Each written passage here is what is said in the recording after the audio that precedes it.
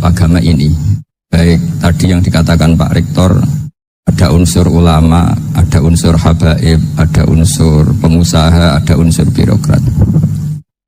Di antara kenangan-kenangan saya dari Syekhina guru kita bersama Kiai Haji Maimun Zubair, beliau itu sering dawuh, sering ngendikan, dan itu saya sampaikan juga ketika 7 hari wafatnya Agus Robah, cucu Mbah Maimun, putra Agus Robah.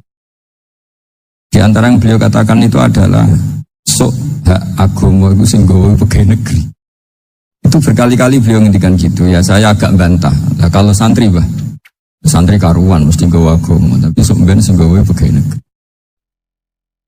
Setelah saya jadi kiai dan penelitian, saya itu berkali-kali didatangi dokter, tentara, juga polisi. Mereka sering bilang gini, Gus saya ini dokter negeri. Saya ke NTT, ke Papua, karena saya muslim, berkebutuhan Islam, maka dibikinkan musola, dibikinkan masjid. Kalau kiai tidak bisa, bikin sendiri urunan mau narik siapa itu. Mau narik tarikan di jalan yang mau nyumbang siapa. Tapi kalau kebutuhan negara, karena tugas negara, ya difasilitasi negara dan tidak dianggap misionaris karena negara. Itu juga di beberapa negara yang non-muslim, kayak di Argentina, di Venezuela, itu ada masjid, ada kajian Islam ya karena duta besar. Dan itu aparat negara. Disinilah kearifan para ulama berkoalisi dengan umarok dengan makna yang positif bahwa agama ini harus ditopang umarok, sistem negara. Tentu di situ ada tentara, ada polisi, ada macam-macam. Kita sebagai kiai juga nggak berdaya di depan para bandar narkoba apa-apa kalau nggak ada BNN. Kita mau apa dengan korupsi kalau nggak ada KPK. Sehingga kearifan para guru-guru kita, mulai Mbah Maimun, bapak saya sendiri, NU, Muhammadiyah, semua ormas-ormas Islam itu pasti maulah kerjasama. Karena kita siapa ya? Kalau nggak kerjasama. Dan di antara pesan Rasulullah SAW adalah yaduwahi ma'al jamaah. Jadi kebersamaan itu sudah berkah. Fa inna yadallahi ma'al jamaah. Jadi berkah. Lalu kenapa saya kalau ngaji bawa kitab? Ini agak sebetulnya itu lazim. Lazim itu suatu yang harus. Tapi karena kelamaan balik itu tidak pakai kitab. Seakan-akan bawa kitab itu yang aneh. Sebenarnya aneh mereka. Karena begini logika simpelnya ya. Umat Nabi ini berhak dapat apa coba? Berhak dapat warisan yang paling luhur, paling hebat, paling jernih. Apa itu Quran dan hadis? Pertanyaannya, siapa yang paling punya hak otoritatif untuk menerangkan Quran hadis? Ulama. Ulama yang mana? Ya yang kapabel, yang sudah diakui dunia, kayak Imam Ghazali, Imam Bukhari, Imam Syafi'i. Artinya kalau kita tidak pakai materi, itu ulama mendapat pikiran kita, bukan mendapat pikiran mereka. Saya ulang lagi, kalau kita tidak pakai materi yang otentik, yang orisinil, umat ini mendapat pikiran kita, bukan pikiran mereka. Maka saya berusaha supaya teman-teman atau semua umat Islam dapat pikiran-pikirannya Imam Ghazali, pikiran-pikiran Imam Bukhari, pikiran-pikiran Abdul Qasim Al-Junaidi, kejernian-kejernian Abu Yazid Al-Bustami. Kejernian itu diantaranya adalah misalnya makalah yang menurut saya itu makalah yang super. Jadi untuk ngadepi krisis karena COVID atau karena apalah. Itu lama dulu sederhana sekali. Beliau punya rumus yang mungkin jarang didengungkan orang, tapi saya akan kampanye rumus ini. Al-istighna, hakikatul istighna, itu adalah al-istighna anis syai' labihi. Jadi pemenuhan kebutuhan yang sebenarnya adalah kita berusaha menghindari sebanyak mungkin kebutuhan yang sekunder, yang enggak penting. Bukan memenuhi semua yang kita inginkan. Jadi misalnya begini ya, kalau kita lapar, itu keinginan kita itu makan enak apa asal makan? Tentu jawabannya asal makan yang sehat. Tapi kalau nuruti nafsu kita, makannya yang enak, teman makan ya enak. Terus di warung yang favorit. Ini kan satu kebodohan. Kenapa untuk makan saja butuh definisi sekian banyak? Yang kita harus kecewa, warung favoritnya bisa sudah tutup. Atau kita ke sana harus macet. Ribet. Yang benar-benar arif dan bijaksana itu adalah al-istighna anisya. Sesuatu yang tidak mendesak itu jangan jadikan kebutuhan. Sehingga kalau kita puasa misalnya, semua makanan itu enak karena kita sangat lapar. Hingga Abdul Qasim Al-Junaidi ketika ditanya, Ma'idamu to'am, lauk makanan itu apa? Jawabannya lucu, alju, lapar. Kalau kamu lapar ya semuanya enak. Ini sudah mulai hilang. Kita bilang makan enak itu ya sate, ya gulai, ya pizza yang kita senang. Akhirnya apa? Untuk nikmatnya Allah itu kita jadi ribet. Apalagi yang orang-orang fasik harus ditemani perempuan yang tidak halal misalnya, atau harus ada ajudan, ribet. Nah pertanyaannya, orang yang ribet sama yang gak ribet itu pinter mana? Pinter yang gak ribet.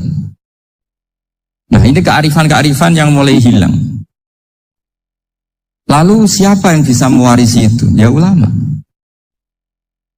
Jadi ulama itu cara berpikir sebenarnya simple. Makanya mereka sering kalau tahajud itu.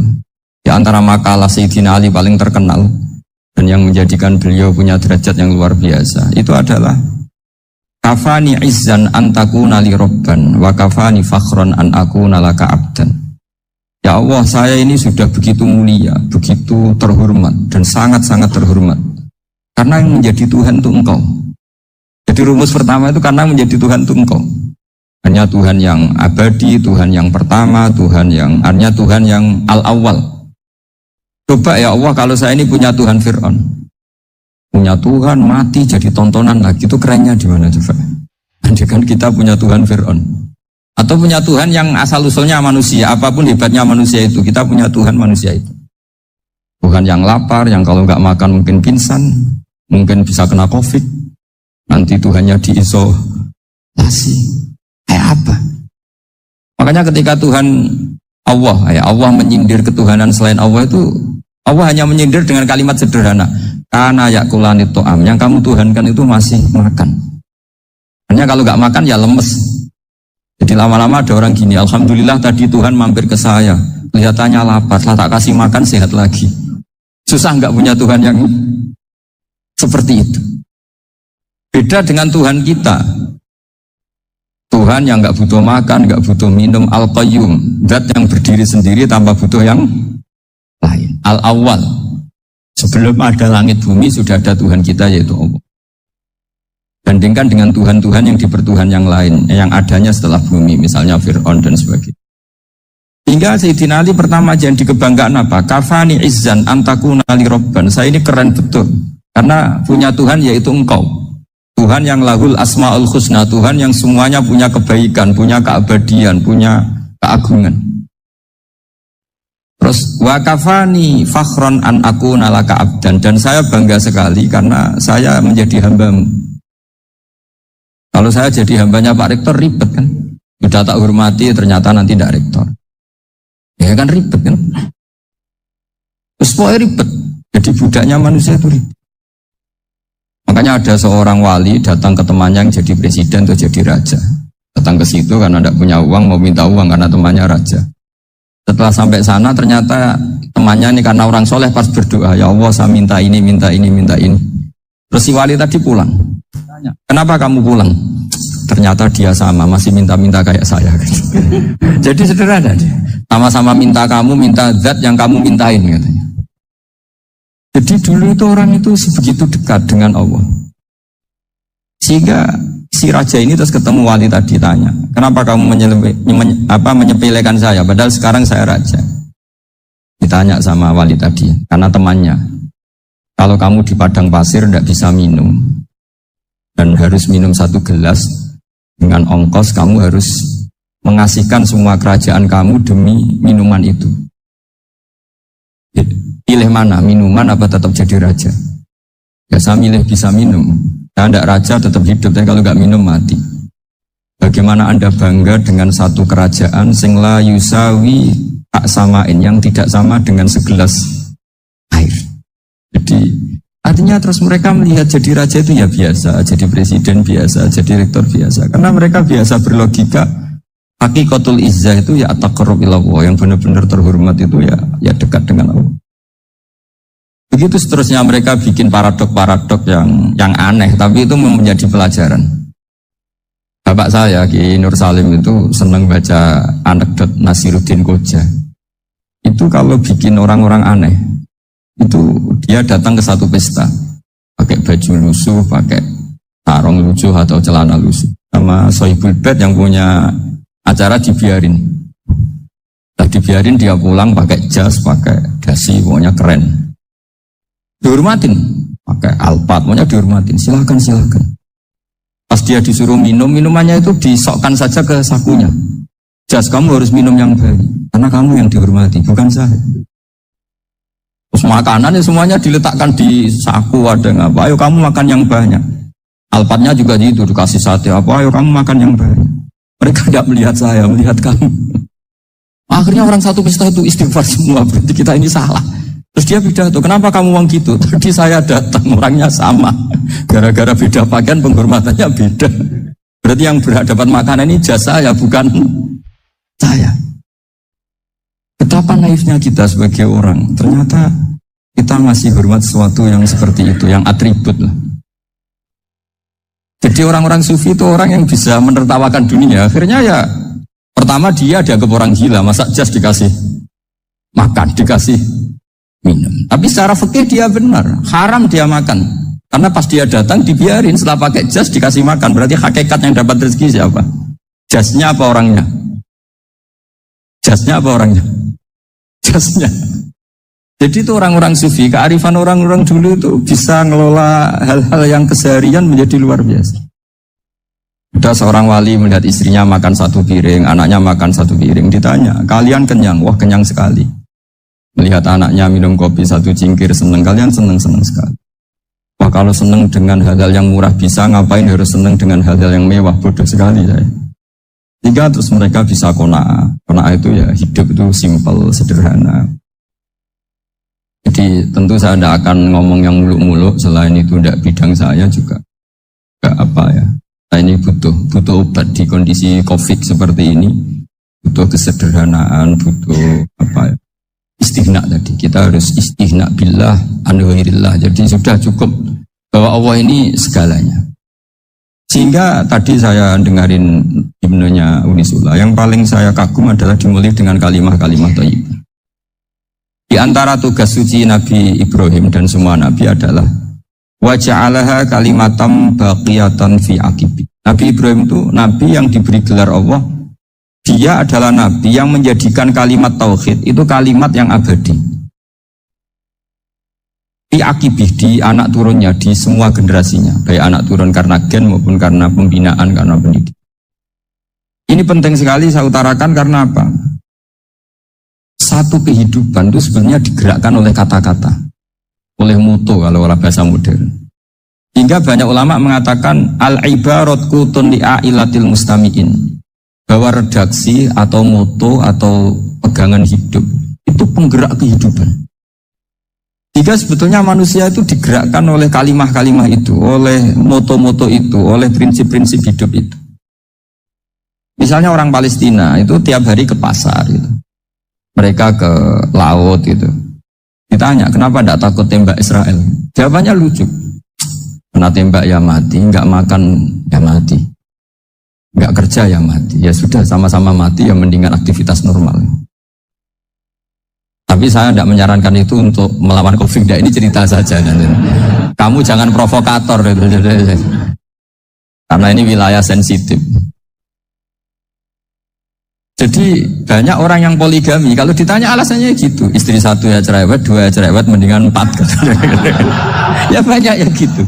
Tapi ada yang kebalikan, istri satu cerewet saja hampir jantungan, apalagi 4, tinggal matinya kan gitu. Itu semua yang menggerakkan itu kalimat. Kalimat itu satu pegangan. Banyak orang loh yang nggak ingin jadi rektor tuh banyak loh Pak Bejo. Jangan kira semua dosen ingin jadi rektor. Melihat rektor sibuk rapat, mempertahankan reputasi Unisula, terus sering pegang kepala. Ngapain repot-repot? Jadi tukang sapu aja dapat gaji, ngopi, rokokan, selesai. Bodoh amat jadi rektor, mikir orang banyak. Banyak loh orang yang ingin jadi presiden tuh banyak. Karena ngopi nyaman, gak ada yang ganggu. Mau tidur sampai jam 9 siang juga gak ada yang ganggu. Sehingga mereka melihat pegawai negeri itu gak keren, orang kok diatur jam, disiplin. Itu memang cara Allah membagi rahmat. Mau kamu apakan coba? Cara syukurnya dia seperti itu. Bapak saya dulu tuh sering ngajarin saya, diajak jalan-jalan pagi-pagi. Lihat orang ngopi, makan uduk itu bapak seneng. Enak jadi wong apa mikir.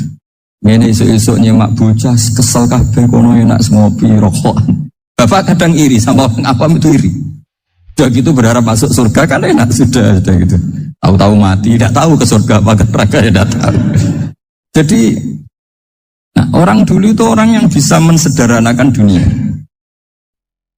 Sehingga ya sudah cara bahagia. Makanya saya alhamdulillah saya ini kerjasama sama UII sama beberapa kampus. Memang amdan itu sengaja. Kampus itu ya punya sistem yang nggak bisa mewakili sistem kiai. Kiai juga punya sistem yang nggak terwakili oleh kampus juga sebaliknya saling melengkapi. Saya sering ketemu rektor UII, rektor kampus-kampus Islam. Mereka cerita, Gus pendidikan pondok harusnya dimodernkan gini-gini. Saya bilang, kalau pondok modern kayak kampus itu nanti saya ketemu Allah tidak bisa jawab. Kenapa Gus? Saya beri contoh gini. Kalau misalnya perempuan perawan lah atau apa saja, namanya perempuan, mau tanya tentang menstruasi atau haid. Kalau semuanya sistem kampus, dia harus kuliah dulu.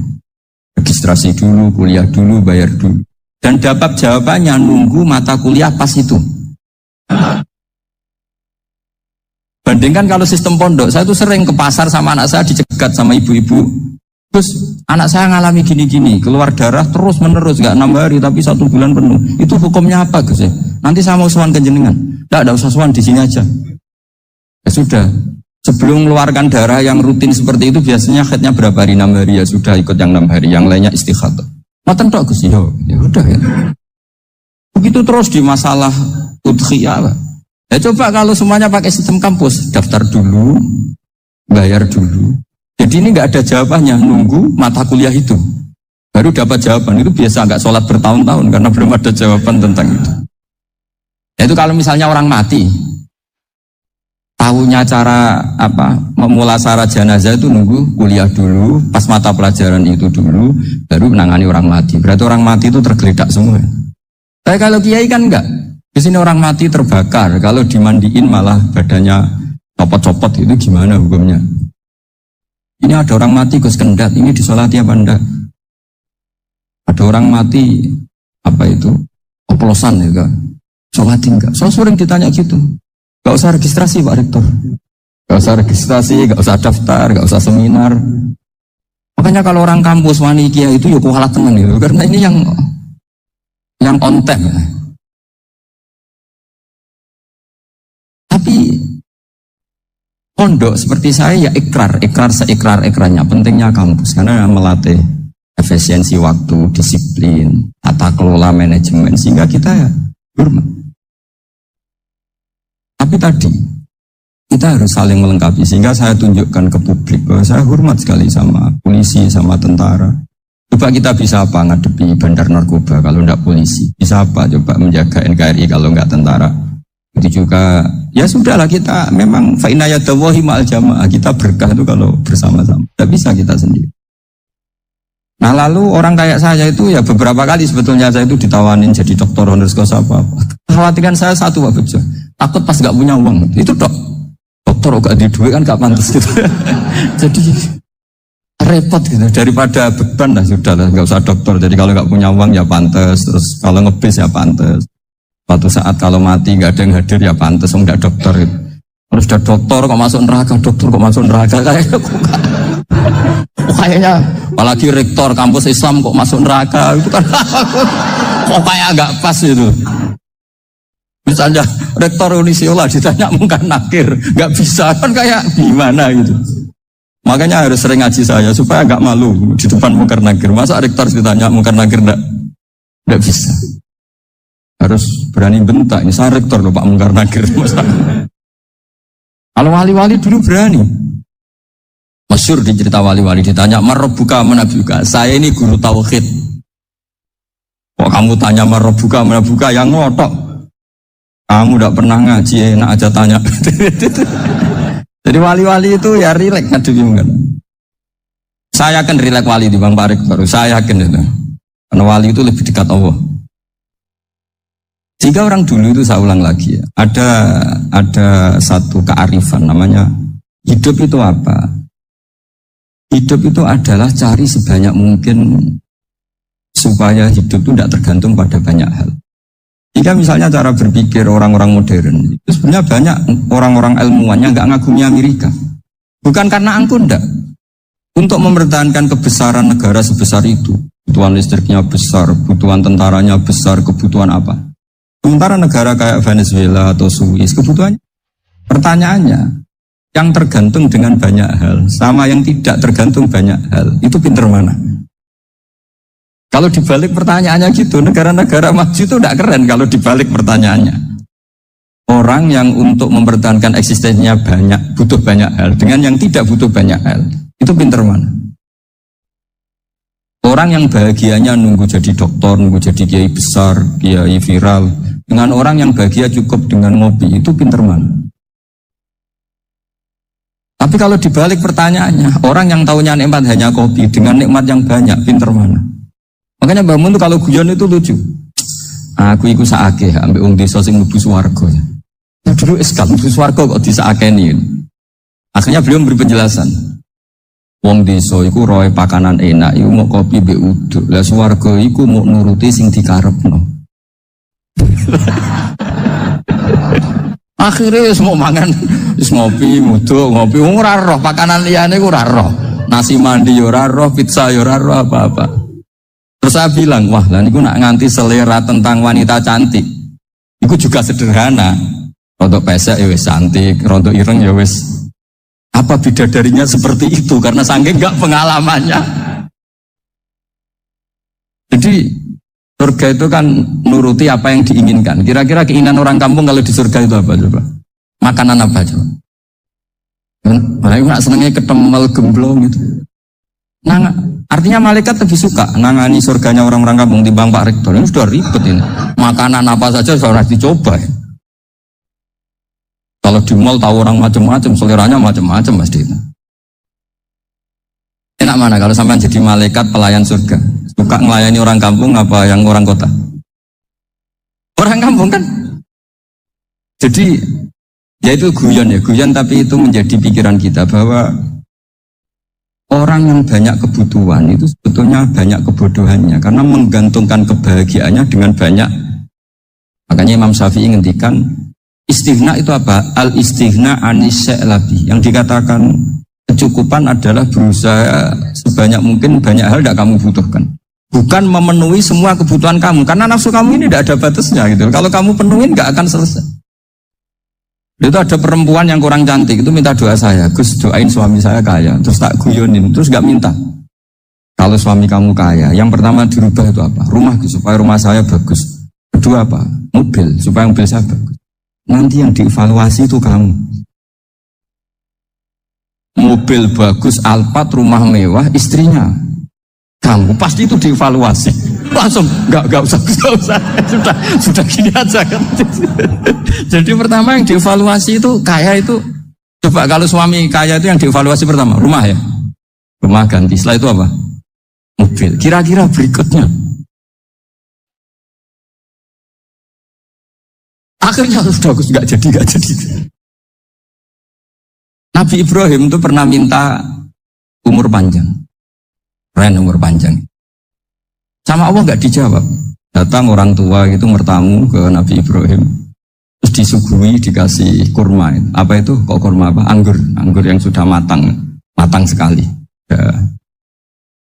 Dimakan, tadi makan meler keluar lagi, dimakan lagi meler lagi. Terus Nabi Ibrahim masuk lagi ke kamar. Ya Allah, doanya tak cancel. Nanti kalau saya tua kayak itu. Jadi Allah itu gak jawab langsung tapi ngirimkan itu. Ya Allah gak jadi. Nanti takut itu. Saya pernah ngalami jadi kiai tadi ada ibu-ibu ya gak pati cantik lah. Suaminya itu miskin sekali. Minta doa saya supaya kaya. Bareng tak kasih pertimbangan itu udah gak usah gak jadi. Jadi itu kearifan. Tapi kearifan ini harus kita tanamkan. Saya nggak bisa membayangkan Indonesia yang besar ini. Andai kan tidak ada qanaah. Nerimo ing pantum. Coba sekarang ada COVID. Nanti kan Indonesia tuh kayak Perancis. Beberapa kali punya tamu orang yang hidup lama di Perancis. Bahkan dapat istri orang Perancis. Dulu gak begitu mencintai Indonesia. Tapi setelah di Perancis 2 tahun, wah Indonesia hebat. Di Perancis tuh kata dia kalau cerita. kebutuhan masyarakat itu dibebankan ke negara. Apa saja minta negara, apa saja soal negara. Sementara Indonesia, coba kalau Indonesia mengalami seperti ini kok tidak ada konaan rimo ing bantu, bisa kios Indonesia. Orang miskin nyalahkan negara, kelaparan nyalahkan negara, apa saja. Ini barokahnya dididik kiai, jogeman nyalahno wong liya.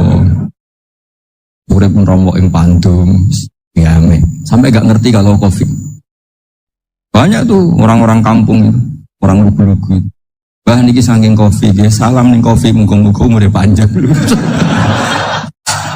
Dikira Covid itu nama orang yang ahli sosial itu.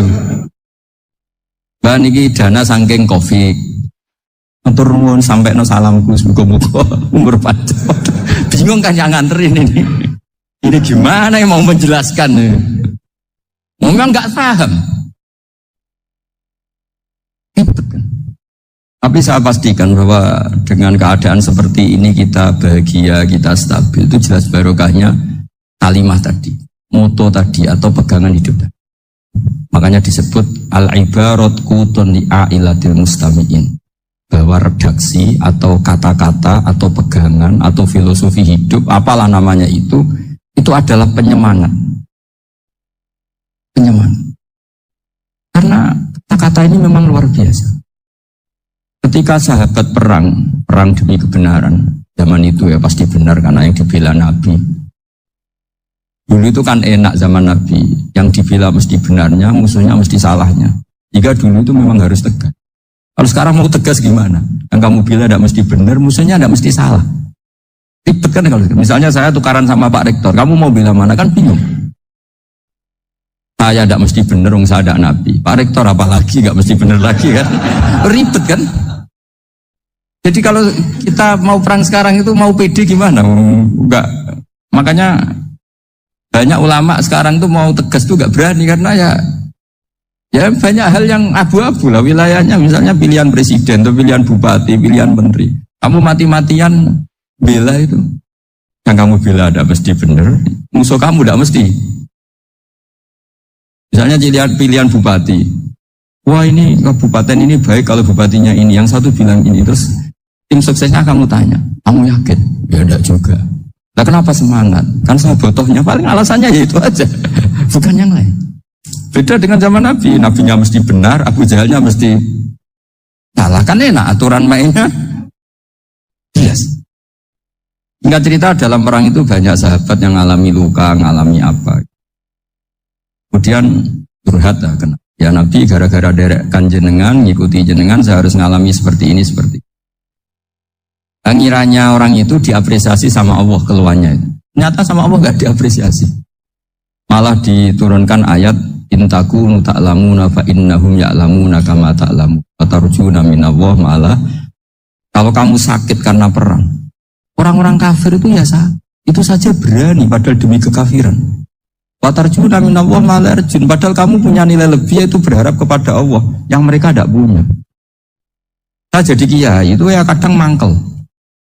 Karena yang benci ya benci, yang seneng itu ngel-ngel loh kayak Pak Bejo.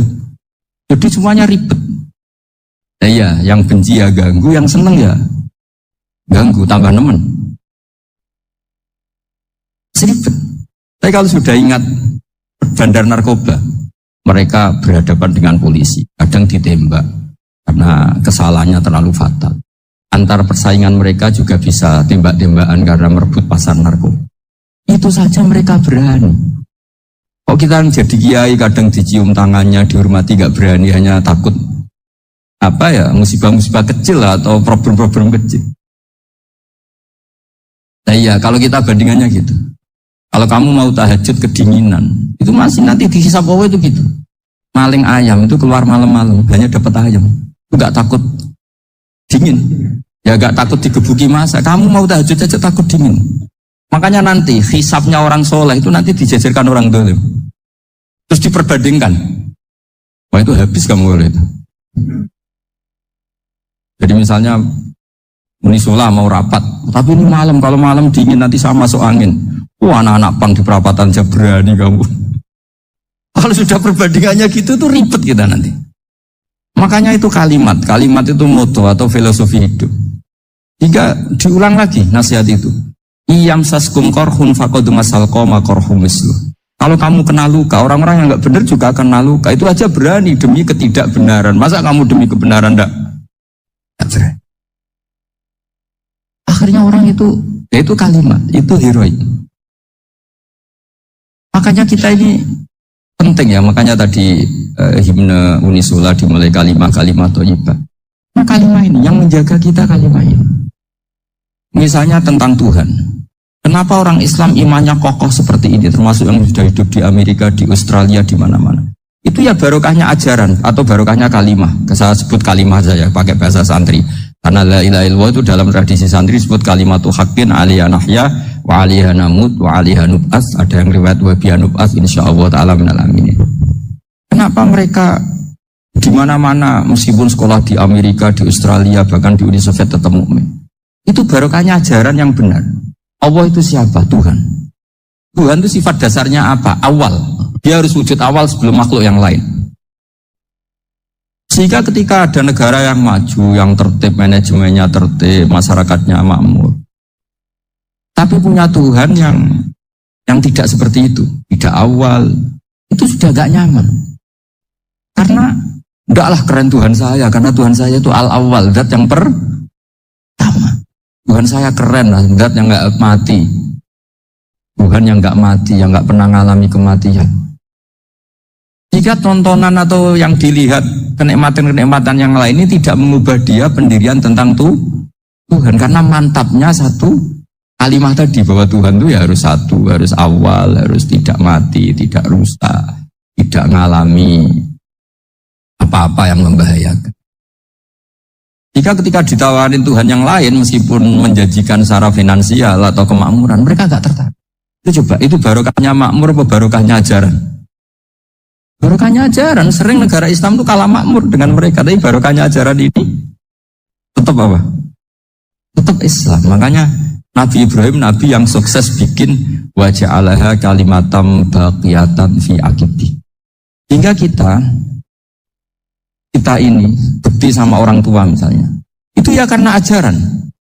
Keluargamu karek wong tuamu, nak wong tuamu ridho, Allah ridho, nak ora ridho, Allah ora ridho. Ridho wa fi ridhol walidain wa sakhatu wa sukhtu wa fi sakhatil. Sehingga ketika ada orang tua yang agak brengsek gitu, anak-anak tetap hormat. Punya orang tua yang miskin, yang sudah miskin, tukang tombok nomor, banyak kan di kampung gitu. Ya tetap hormat. Coba kalau dari awal kita ngajari orang tua kamu hormati ya, kalau baik, kalau tidak usah. Bisa geger Indonesia. Tapi barokahnya ajaran-ajaran itu Indonesia tertib karena ada ajaran. Dan ini di sini pesantren dan Unisula semua harus berkontribusi membuat ajaran yang benar itu adalah ciri utama Islam. Hingga Islam ini dimulai dengan ajaran kalimatu haqqin alaiha nahya wa alaiha namut. Hingga kita tenang seperti ini. Saya ini termasuk kiai yang tenang. Meskipun kata orang banyak saya ini kiai besar, tapi termasuk kiai yang paling tenang. Termasuk yang paling tenang. Karena saya ini pakai mazhab orang-orang hebat. Saya berkali-kali cerita, orang kayak Imam Syafi'i itu orang yang luar biasa. Saya berkali-kali cerita, orang yang tadi nyium tangan kamu ya Imam Syafi'i, di belakang tuh ngerasani kamu, menghujat kamu. Jawabannya enak saja. Berarti saya alhamdulillah orang yang wibawa. Buktinya di depan saya nggak berani. Jadi enteng saja. Diceritain sebagian kampung, sebagian separuh dari warga kamu itu gak suka kamu. Ya bagus lah gak suka saya, gak akan utang duit saya. Dimana-mana orang utang itu karena teman dekat. Kalau gak seneng pasti minimal gak utang, gak pinjam mobil, gak pinjam. Berkah mana yang seneng sama yang gede? Jadi dianggap enteng saja. Semua yang dialami dianggap enteng saja. Hanya punya istri pemarah, ya bagus lah marahin suami. Kalau marahin tonggo mana ribet. Jadi kamu harus terima kasih kalau dimarahin istri. Bagus lah marahin saya mah, kalau marahin tonggo ribet. Jadi enteng saja. Tapi kita sekarang itu karena nafsu ya, sehingga menghadapi hidup ini ribet. Ulama dulu kalau mau mati itu senangnya bukan main. Udah lama saya ini ingin gak maksiat. Kayaknya gak maksiat paling efektif itu mati. Ya tidak apa-apa Gusti, kalau sebaiknya mati ya mati. Enteng saja. Jadi melihat kematian itu akhir dari segala keburukan atau potensi keburukan. Apapun baik kita sekarang, suatu saat mungkin kita nggak baik. Yang bisa menghentikan ketidakbaikan atau potensi ketidakbaikan itu apa coba? Mati kan? Berarti mati itu mengerikan apa menyenangkan? Kamu tidak berani menjawab. Meskipun secara ilmu kamu berani, tapi secara rasa agak berani kan? Kita ulang lagi ya. Yang bisa menghentikan keburukan atau potensi keburukan itu apa coba? Apa? Kematian. Berarti kematian itu menyenangkan atau menyusahkan?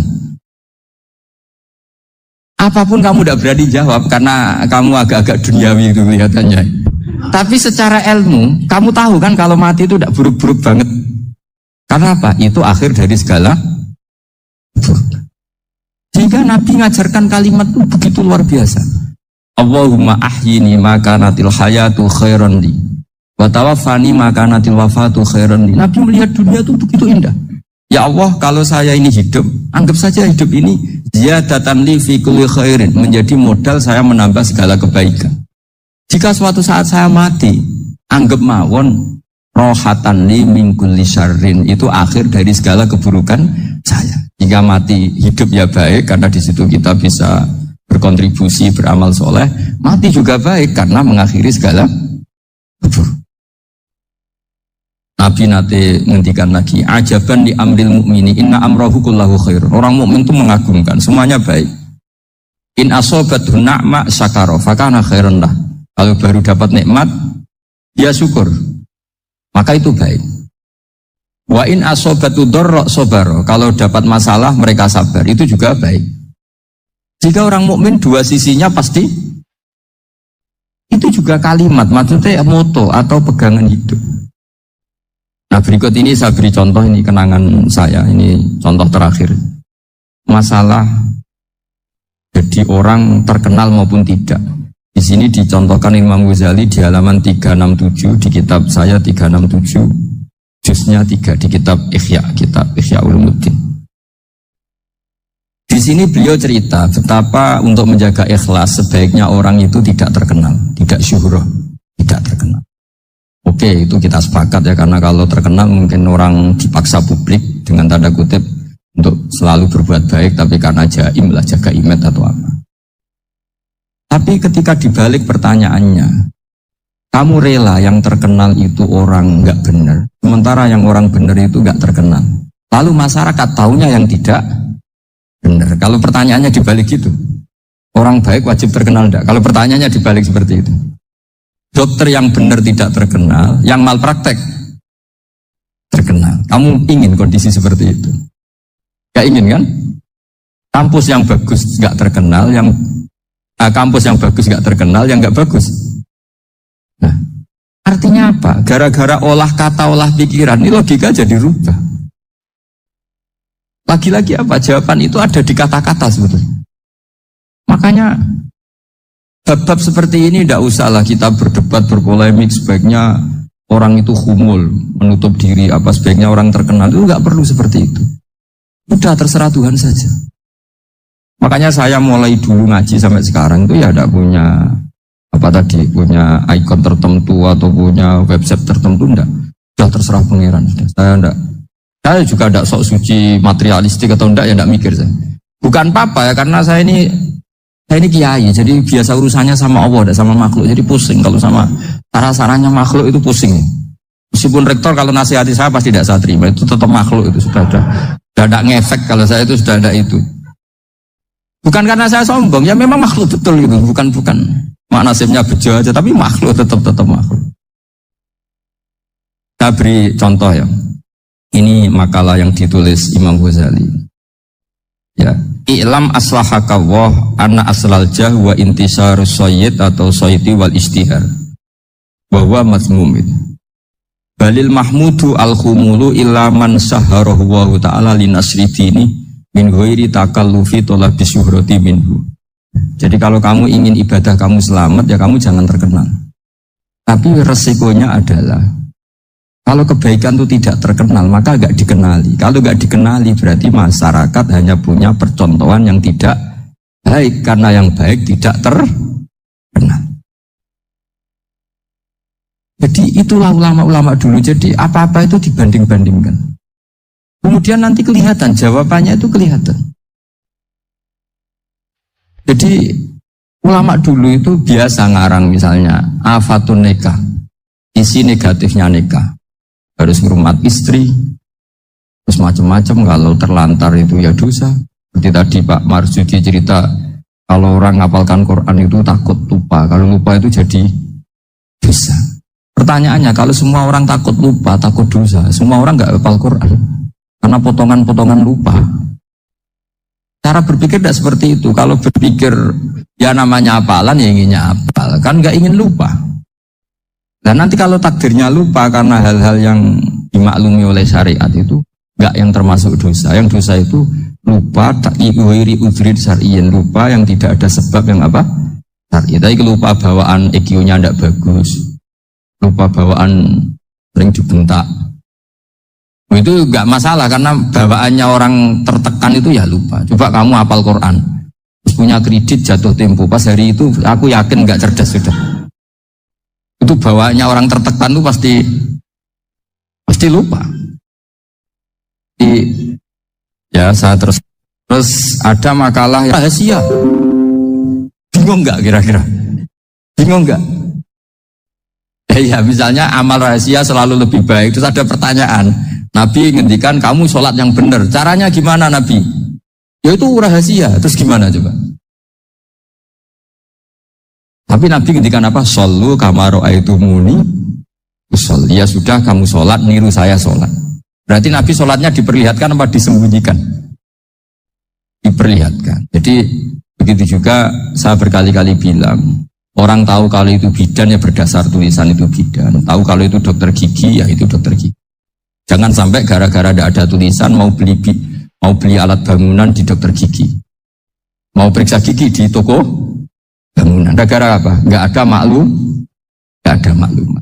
Sini ulama-ulama selalu memaklumatkan dirinya. Masuk Imam Ghazali ketika ngarang kitab dinamai Ihya Ulumuddin, bahwa kitab ini bisa menghidupkan ilmu-ilmu agama yang mulai hilang. Begitu seterusnya. Jadi ini ngaji ya, jadi orang itu harus ngerti, jadi jangan nuruti emosi sendiri atau logika sendiri. Bahwa saya suka umul, ya monggo, agama Islam menyediakan sarana itu. Uzlah itu ya punya sisi kebaikannya sendiri. Tapi syuhrah terkenal asal tidak nuruti nafsu, juga punya sisi kebaikannya sendiri. Setidaknya umat ini punya satu master kebaikan yang mudah diakses. Tapi tadi saya ulang lagi, jangan karena hadun nafsi, jangan karena kepentingan pribadi. Makanya di sini disebutkan wa yadullu ala dzalika ala syuhrah anna Allah taala amarul anbiya bi dzaril amal lil iktida. Allah selalu memerintahkan para nabi kalau ngamal kebaikan ya harus dimunculkan supaya bisa gitu. Yaitu tadi kita tidak bisa bayangkan kan kalau misalnya Nabi menyuruh kamu harus sholat yang benar, kemudian sholatnya Nabi sembunyi. Lalu ditanya, Nabi saya niru siapa? Wah itu rahasia, kamu nggak boleh lihat sholat saya, saat takut tidak ikhlas. Ribet kan? Jika jamaah itu statusnya tetap harus. Nah bedanya harus ini ulama berpendapat harus yang apa? Fardu kifayah. Tapi fardu itu maknanya harus. Tapi bukan berarti kalau nggak jamaah sholatnya nggak sah, nggak. Tetap tapi statusnya jamaah tetap apa? Nah barokahnya harus ini orang yang baru sholatnya langsung benar karena ada yang diikutin. Coba kalau mantan dukun baru sholat terus sholat sendiri, itu mesti mirip mantra itu. Karena dia tidak ada master percontohannya. Tapi barokahnya ada master, orang paling bodoh pun kalau sholat ya benar, karena standar ada komandonya, ada imamnya. Jika Imam Ahmad malah berpikir keras, syarat sahnya sholat itu harus jamaah. Kalau pikirannya Imam keras sekali beliau.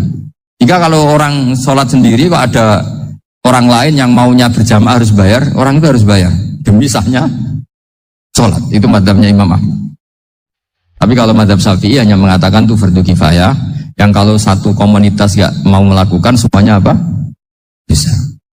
Ya jadi ini sebelum sesi ringan tanya jawab, hanya 2 saja tanyanya, nggak boleh banyak-banyak, nanti nggak pulang-pulang saya. Jadi tak baca lagi biar dapat berkah Imam Ghazali. Wa qala qaumun asirru afdalu minal alaniyati. Kata sebagian ulama al-alaniyah itu afdal minas sirri. Diperbandingkan baik yang mana amal dipertontonkan sama Anda. Kata Imam Ghazali, Kalau orang itu bisa jaga tidak riya, maka sebaiknya dipertontonkan karena kebaikan harus yang muncul, bukan yang tidak baik yang muncul. Makanya ketika Unisula memaklumatkan diri sebagai ingin jadi generasi khairu ummah, itu kalau diterjemah itu kan, wow, khairu ummah, umat terbaik. Itu kan kayak agak angkuh. Tapi nggak apa-apa, itu nggak apa-apa. Masa kita kampanye Unisula siap degradasi moral, kan ya lucu kan? Masa jualan gitu kan ya lucu. Ya sudah, kita memang ingin mengkhidmati ummah, berbakti dengan umat, membantu supaya jadi generasi khairan apa? Tidak apa-apa, dimaklumatkan supaya dengan itu umat punya sarana. Oh kalau ingin jadi khairan ummah, kuliah di sini. Jangan lalu enggak gitu. Ya sama kita dokter, maklumatkan saja dokter gigi, dokter kandungan, dokter bedah. Sehingga orang kalau mau bedah ya jangan ke dokter kandungan. Jadi barokahnya maklumat ya. Jadi saya mohon sekali ini, saya sendiri sebetulnya orang yang nggak siap terkenal sebenarnya, tapi ya sudah terserah Allah saja. Kalau itu cara Allah menyebar kebaikan, ya monggo. Pokoknya kita tawakal saja sama Allah Subhanahu wa Ta'ala. Ya, saya kira demikian. Assalamualaikum warahmatullahi wabarakatuh.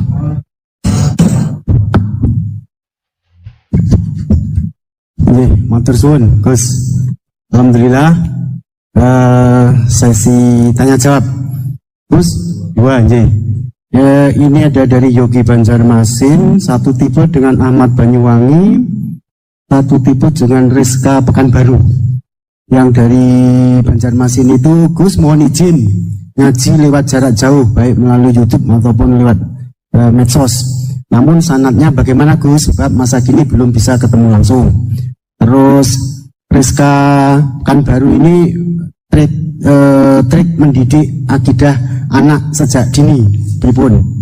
Terus Ahmad Banyuwangi ini bagaimana kaum milenial, karena setipe Gus, generasi X, Z yang lahir tahun 2000-an, bagaimana membuat menarik belajar tasawuf bagi generasi anak-anak. Namun niku. Tapi setunggal tipe nih tasawuf. Bagaimana belajar tasawuf untuk generasi-generasi yang cik nom-nom nih. Terus satu itu tipe dengan mendidik anak. Kemudian yang nomor dua mohon izin ngaji jarak jauh. Sanadnya pripun karena belum bisa ketemu. Begini ya, saya mungkin yang kesekian kali ya punya tamu dari Kalimantan, dari Sulawesi. Memang kalau sebagian mereka pernah mondok itu tersiksa karena ngaji saya hanya lewat virtual atau lewat medsos.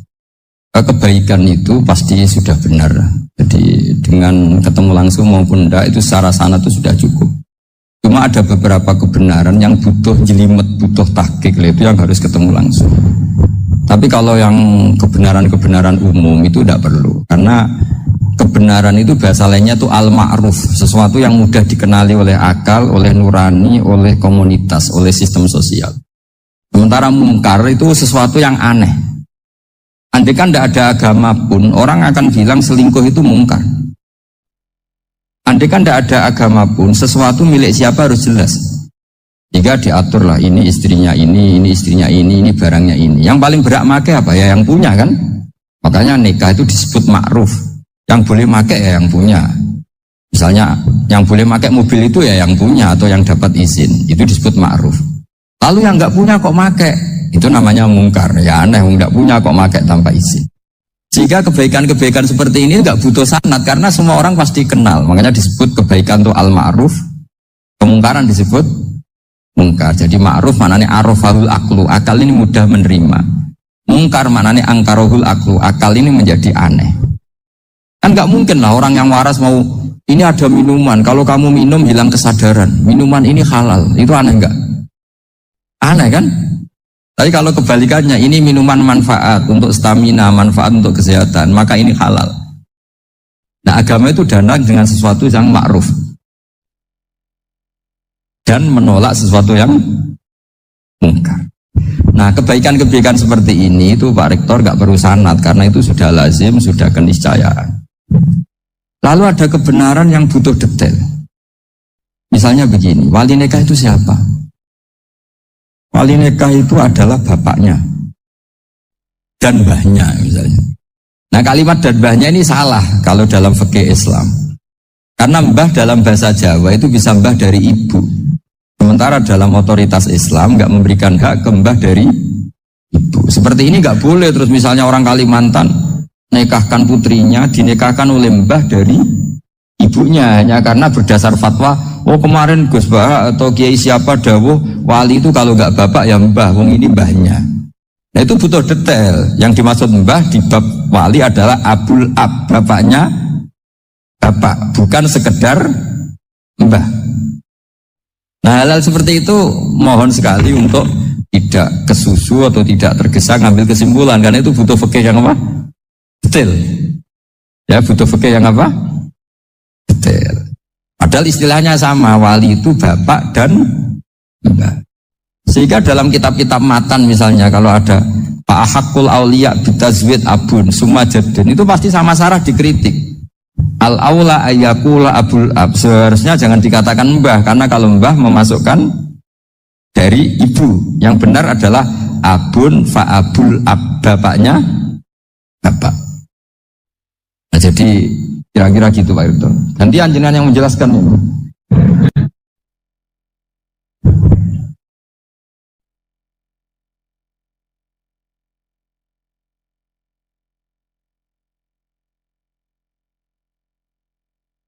Ya kayak tadi, tasawuf maupun tauhid maupun ilmu moral apapun itu mudah sekali dididik. Ciri utama agama ini itu ad-dinu yusrun, agama itu mudah. Mudah itu artinya ya nurani nerima ya gampang, akal ya gampang, komunitas ya nerima gampang. Kayak tadi penjelasan saya tentang Tuhan. Ada orang miskin dari Indonesia, misalnya kuliah di Amerika. Dia mulai kecil tahu yang seharusnya jadi Tuhan itu siapa. Ya yang menciptakan langit bumi, sebaiknya yang jadi Tuhan itu siapa? Ya yang wujudnya paling awal. Kemudian dikasih alternatif Tuhan yang wujudnya ada tanggalnya. Keren enggak misalnya? Kan terus enggak keren. Oh, Tuhan sama buminya kok dulu buminya, kayaknya kok enggak lah kayak gitu. Artinya barokahnya logika yang sehat ini kan ya setahu saya hampir jarang kan yang murtad masalah tauhid gitu. Kalau moral banyak yang agak nakal, tapi secara tauhid jarang yang murtad karena tanaman logika tauhid pun mantap di Indonesia. Mulai kecil kan diajarin wujud, kidam, baqo, mukhalafatul hawadisi, qiyamuhu fi nafsi. Sama, moral juga gitu. Dong jogeman misoi wong, kan adi misoi sakit enggak? Jangan pernah mencubit orang, dicubit itu sakit. Jadi orang diberi rasa. Gak enak loh disakitin orang, dijotosin orang, ya sudah jangan jotosin orang, gak enak.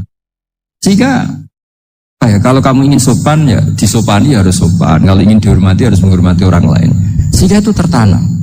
Makanya bangsa kita termasuk yang terbaik akhlaknya. Kalau musim haji itu dipuji-puji sama sekian negara karena pantangan lah kita nginjek orang sholat, melangkai orang ruku, orang sujud. Kalau orang lain mungkin kan seenaknya. Iya. Karena mulai kecil itu dilatih tidak boleh melangkahi orang, tidak boleh. Jadi akhlak itu ya diajarkan mulai kecil plus logikanya. Logika itu ya apa saja lah, yang penting menjadi anak kecil itu paham. Dan itu mudah, saya ulang lagi mudah, karena agama ini ad-dinu yusrun, agama ini mudah, jadi mudah difahami. Nggak bisa kamu katakan misalnya tasawuf. Tasawuf itu ya gampang kayak tadi, seperti Bapak kalau ngendikan. Makanan yang membuat enak itu karena menunya yang mewah kamu cocok atau karena kamu lapar. Lama-lama orang kan berpikir ya setiap puasa itu kok tempe enak, tahu enak, tapi kalau sudah buka, sudah kenyang, apa saja semuanya menjadi tidak enak. Padahal kualitas menunya masih enak, tapi gara-gara kenyang menjadi enak. Berarti penyebab enak itu lapar apa menu? Lapar. Jadi apa ya, kearifan ini loh yang menjadikan luar biasa. Makanya tadi ada kalimat yang benar, wa ja'alaha kalimatan baqiyatan fi aqibi. Jadi Ibrahim adalah nabi yang sukses menanamkan filosofi kebenaran ke anak cucu. Dah, yang terakhir. Dah.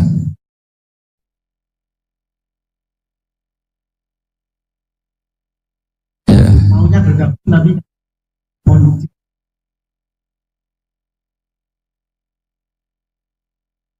Oh ya bagus lah kalau itu. Kalau di kitab-kitab yang saya baca, ingat mati itu tidak selalu baik, juga tidak selalu buruk. Malah kalau menurut Sayyid Abdul Al-Haddad, khusus yang para pelajar yang mencari ilmu itu nggak baik ibadahnya ingat mati. Karena dia harus dinamis, harus mobil. Kalau ingat mati kan terus lemes. Jadi kalau untuk pejabat harus ingat mati, kalau enggak korupsi terus. Harus ingat mati. Jadi kalau manfaat bagi keluarga begini ya, saya merasakan. Ini tanya anak saya itu baru tamat aliyah kemarin. Yang satu barusan mondok sarang baru 2 bulan atau 1 bulan. Itu saya kalau bilang ke anak-anak gini, kamu ketemu saya itu harus spesial. Bisa saja bapak besok itu meninggal. Jadi semua hari itu spesial. Karena jangan-jangan ini kenangan terakhir. Nabi itu kalau ngajari orang supaya sholat khusyuk, sholli ka'annaha sholatu muwaddi'in. Kamu sholat seakan-akan itu sholat terakhir. Wah itu mesti serius. Kamu ketemu istri seakan-akan terakhir pertemuan kayak mau pergi ke New Zealand atau ke Amerika. Coba malam itu spesial karena besok istri saya pergi. Bayangkan kalau itu terakhir mau mati. Sampai ngamuk serah sido lah kan kayak gitu. Jadi hikmah ingat mati itu makanya Nabi diantara riwayat ya. Meskipun riwayat ini diperdebatkan, tapi jelas ini satu petua yang baik. Wa'mal li akhiratika ka'annaka tamutuhud, dan kamu beramal untuk akhiratmu seakan-akan besok itu mati. Maka sholat kita akan spesial, hidup kita akan spesial karena kenangan kita terbaik ya sekarang, besok sudah mati. Hingga anak-anak saya itu sama saya itu penuh sekali. Saya juga sama anak-anak sendiri. Karena kesempatan ini tidak selalu ada. Jadi tapi ada kalimat untuknya wa'mal di dunia ka i'mal di dunia ka ka'annaka ta'isu abadan. Untuk duniawi kamu seakan-akan hidup selamanya. Itu maksudnya itu rileks saja. Misalnya hari ini urusan nggak selesai, besok masih ada hidup. Nggak selesai, besok masih hidup, sehingga rileks. Tapi kalau urusan akhirat harus selesai sekarang karena besok sudah. Jadi ingat mati itu positifnya ya tadi, semuanya akan indah. Coba orang yang mau meninggalkan Indonesia, misalnya nyuwun sewu LSM yang biasa demo atau mahasiswa yang biasa demo, terus tawarin, besok kamu kuliah di Rusia. Itu warung apa saja kenangannya baik semua, karena mau meninggalkan Indonesia. Tapi kalau tahu gak meninggalkan Indonesia, demo terus. Orang-orang sering demo, tawarin ke luar negeri, kira-kira mau gak? Pasti lebih suka apa? Indonesia. Orang paling miskin yang ngeluh terus di dunia ngeluh gak pernah nikmat, tawarin mati, mau nggak? Nggak mau kan? Jadi untuk supaya hidup ini nikmat, semuanya itu anggap kenangan terbaik Anda, dan itu saja kenangan terakhir. Hanya resepnya Nabi supaya sholat khusyuk apa? Sholli sholatan apa? Sholli sholatam wadiin, kamu sholat ka'anha sholatum wadiin, seakan-akan itu sholat apa? Terakhir, sehingga terus kita nyaman, kita apa? Dan kita nganggap ini sholat yang terakhir. Nanti ternyata masih lagi. Ya sudah, itu sholat yang terakhir lagi. Sehingga semuanya apa? Spesial.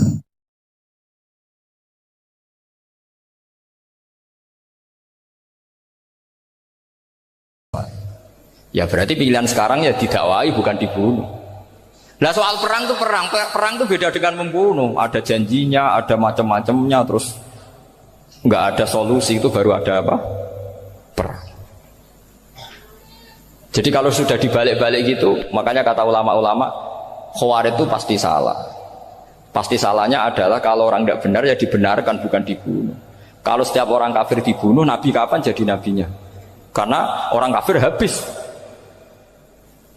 Jadi metode bil hikmati ada, al-mau'izatul hasanah ada, karena orang kafirnya sudah apa? Mati. Terus pertanyaan kedua, kalau Nabi harus ekstrim ngapain? Yang ngawal Jibril, halnya Israel lebih efektif. Jadi kalau sama-sama ingin ekstrim, Nabi itu nggak usah dikawal Jibril, kan tidak efektif kan? Harusnya yang ngawal itu siapa? Israel. Kan nggak repot ya. Nah, jadi saya mohon ini saya cerita. Jadi korban pikiran ekstrim itu bukan siapa-siapa. Pertama itu Rasulullah. Akhirnya Rasulullah menjelaskan, ya beginilah cara berpikir nubuwah. Jadi saya kira demikian. Nanti mungkin kalau ada tanya-tanya, ada pertanyaan. Yang jelas kalau seputar ekstremitas itu bisa latihan. Ya, sebenarnya bisa latihan di fikih. Karena fikih ini cerminan dari pikiran ulama. Ya, cerminan dari pikiran apa? Ulama yang tidak tekstual. Ya, seperti gini ya. Tasaddaqa Rasulullah so'an min tamrin au so'an min aqidin. Ketika zakat fitrah itu Rasulullah mengeluarkan satu sok tamar. Tamar itu kurma. Kalau menurut tekstual berarti zakat fitrah harus pakai kurma. Tapi semua ulama sedunia mengatakan kuti ahlil balad. Artinya dalam konteks Indonesia ya pakai apa? Beras. Berarti kata tamar diganti kut. Diganti apa? Kut. Jadi orang itu jangan diajak goblok bareng. Masa Nabi ngendikan tamar harus apa? Tamar. Makanya saya pernah debat. Pak Nabi itu cingkrang. Kenapa orang-orang itu rata-rata tidak cingkrang? Saya bilang Nabi itu hidupnya di Mekah. Kenapa Anda hidup di Indonesia? Iya, Nabi itu hidupnya di Mekah. Terus saya tanya lagi, Nabi itu hafal Quran, kamu udah hafal? Saya hafal Quran. Kalau cingkrang gampang, karek ngetok kata saya. Ya, kalau ada sunnah Rasul, Nabi hafal Quran enggak? Hafal kan? Berarti kalau ikut sunnah Rasul, hafal Quran. Jangan cingkrak tok, ya hafal apa? Ya sama poligami juga gitu yang tadi diceritakan Mas Nadif itu. Nabi itu poligami setelah Khadijah meninggal. Apa mereka mau nunggu istri pertama meninggal? Kalau ingin persis loh, kalau ingin persis nunggu istri pertama meninggal. Iya. Tidak mau juga kan? Ya biasa saja lah. Pokoknya yang dihalalkan syariat ya kita bilang halal, yang diharamkan kita bilang apa? Tidak usah sok suci sunnah Rasul. Saya punya banyak cerita. Abu Bakar itu dulu sering menghindari sunnah Rasul. Dulu Rasulullah itu kalau ada orang minta ya dikasih. Ketika era Abu Bakar bikin Baitul Mal. Ketika ditanya ini zaman Rasulullah tidak ada. Kata Abu Bakar, huwa Rasulullah. Beliau itu Rasulullah. Mau gak di-manage ya negara tertib. Umar bikin pasukan. Pasukan itu diangkat negara. Kalau dulu zaman Nabi yang ikut perang bahaya, yang tidak perang namanya munafik. Era Umar tidak, militer itu ditunjuk. Ya digaji pakai Diwanul Murtazikoh. Ketika ditanya kenapa tidak kayak Rasulullah, huwa Rasulullah. Mau tidak tertib pun tetap negara stabil. Karena ada karismanya.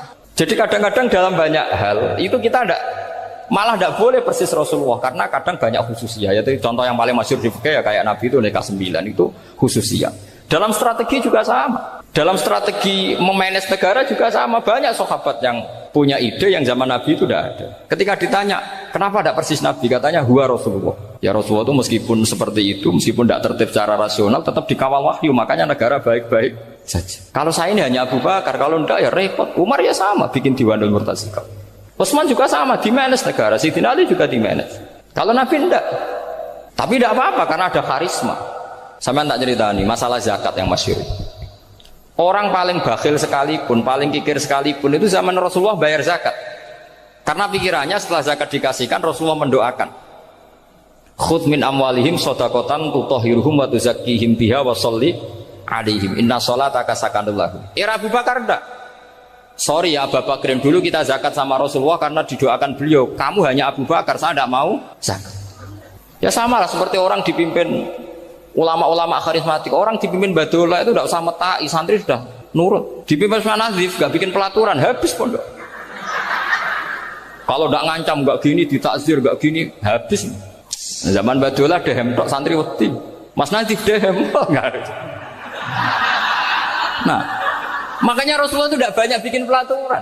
Rasulullah itu kalau mau perang itu hanya bilang sahabat, saya besok ditantang Abu Sufyan di sini. Saya mau perang. Oh itu sahabat ikut semua. Orang melihat wajahnya, melihat karismanya sudah tertarik ingin menyelamatkan beliau. Kita tidak akan ridho Rasulullah keluar sendiri. Kalau Abu Bakar ya enggak. Pertama Abu Bakar pidato sudah sopan. Saya memimpin kamu. Ini qad wulitu walastu bi khairikum. Saya ini memimpin kamu, tapi bukan berarti saya yang terbaik. Jika saya benar maka dukunglah. Kalau salah ingatkan. Itu pertama orang-orang bilang apa? Fawwah la uqiman naka bisayf. Nanti kalau Anda salah tak ingatkan pakai pedang. Ya karena hanya Abu Bakar bukan Rasul. Jika diaturlah ini ada militer, ada pengawal, ada Baitul Mal. Era Umar lebih modern lagi, ada Diwanul Murtazikoh, ada macam-macam. Ya Rasulullah nggak ada. Nah sekarang orang sidik-sidik muni sunnah Rasul. Padahal ada sunnah Rasul yang khasnya Rasulullah sebagai nubuwah. Ya, khasnya Rasulullah sebagai apa? Nubuwah. Coba Nabi itu istrinya 9. Semuanya cerita tentang tahajudnya Nabi, witirnya Nabi. Apa kira-kira Mas Nadif kalau punya istri 4 ceritanya tentang tahajudnya Mas Nadif? Kan enggak. Nah, jadi saya mohon, sebetulnya pikiran-pikiran ekstrim itu karena enggak mau belajar. Enggak mau belajar. Kalau mau belajar itu Kata Imam Ghazali itu dalam kitab Imla, Al-Imla fi Iskalatil Ikhya itu. Fal ma'ani awsa'u minal ibarat. Yang namanya ma'ani itu awsa'u apa? Minal ibarat. Jadi yang fal ma'ani awsa'u minal ibarat. Jadi yang namanya makna itu lebih luas minal apa? Ibarat. Nah, ini contoh yang paling nyata ya Sayyidina Ali.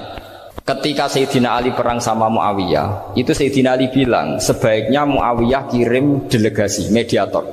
Saya juga kirim mediator. Terus orang-orang Khawarij karena tadi tekstual. Mahadha ya Ali. Ini apa ya Ali? Lam yujad fi kitabillah. Aturan mediator itu tidak ada di Quran. Bahwa kalau kita perang harus ada mediator itu tidak ada. Terus Sayyidina Ali baca ayat wa in khiftum shiqaqa bainihima fab'atsu hakaman min ahli wa hakaman min ahliya. Jika lelaki dan perempuan, suami istri terjadi shiqaq, terjadi konflik, maka suami kirim satu mediator, yang pihak perempuan juga kirim mediator. Terus Sayyidina Ali ngendikan wa amru Muhammad a'zamu min amri rajulin wa imra'atin. Urusan umat Muhammad lebih serius ketimbang urusan hanya sekedar suami dan istri. Maka kita butuh hakam, butuh mediator. Baru 4.000 orang Khawarij tobat ngikuti pikirannya Sayyidina Ali yang tidak tekstual. Sama seperti zaman Rasulullah.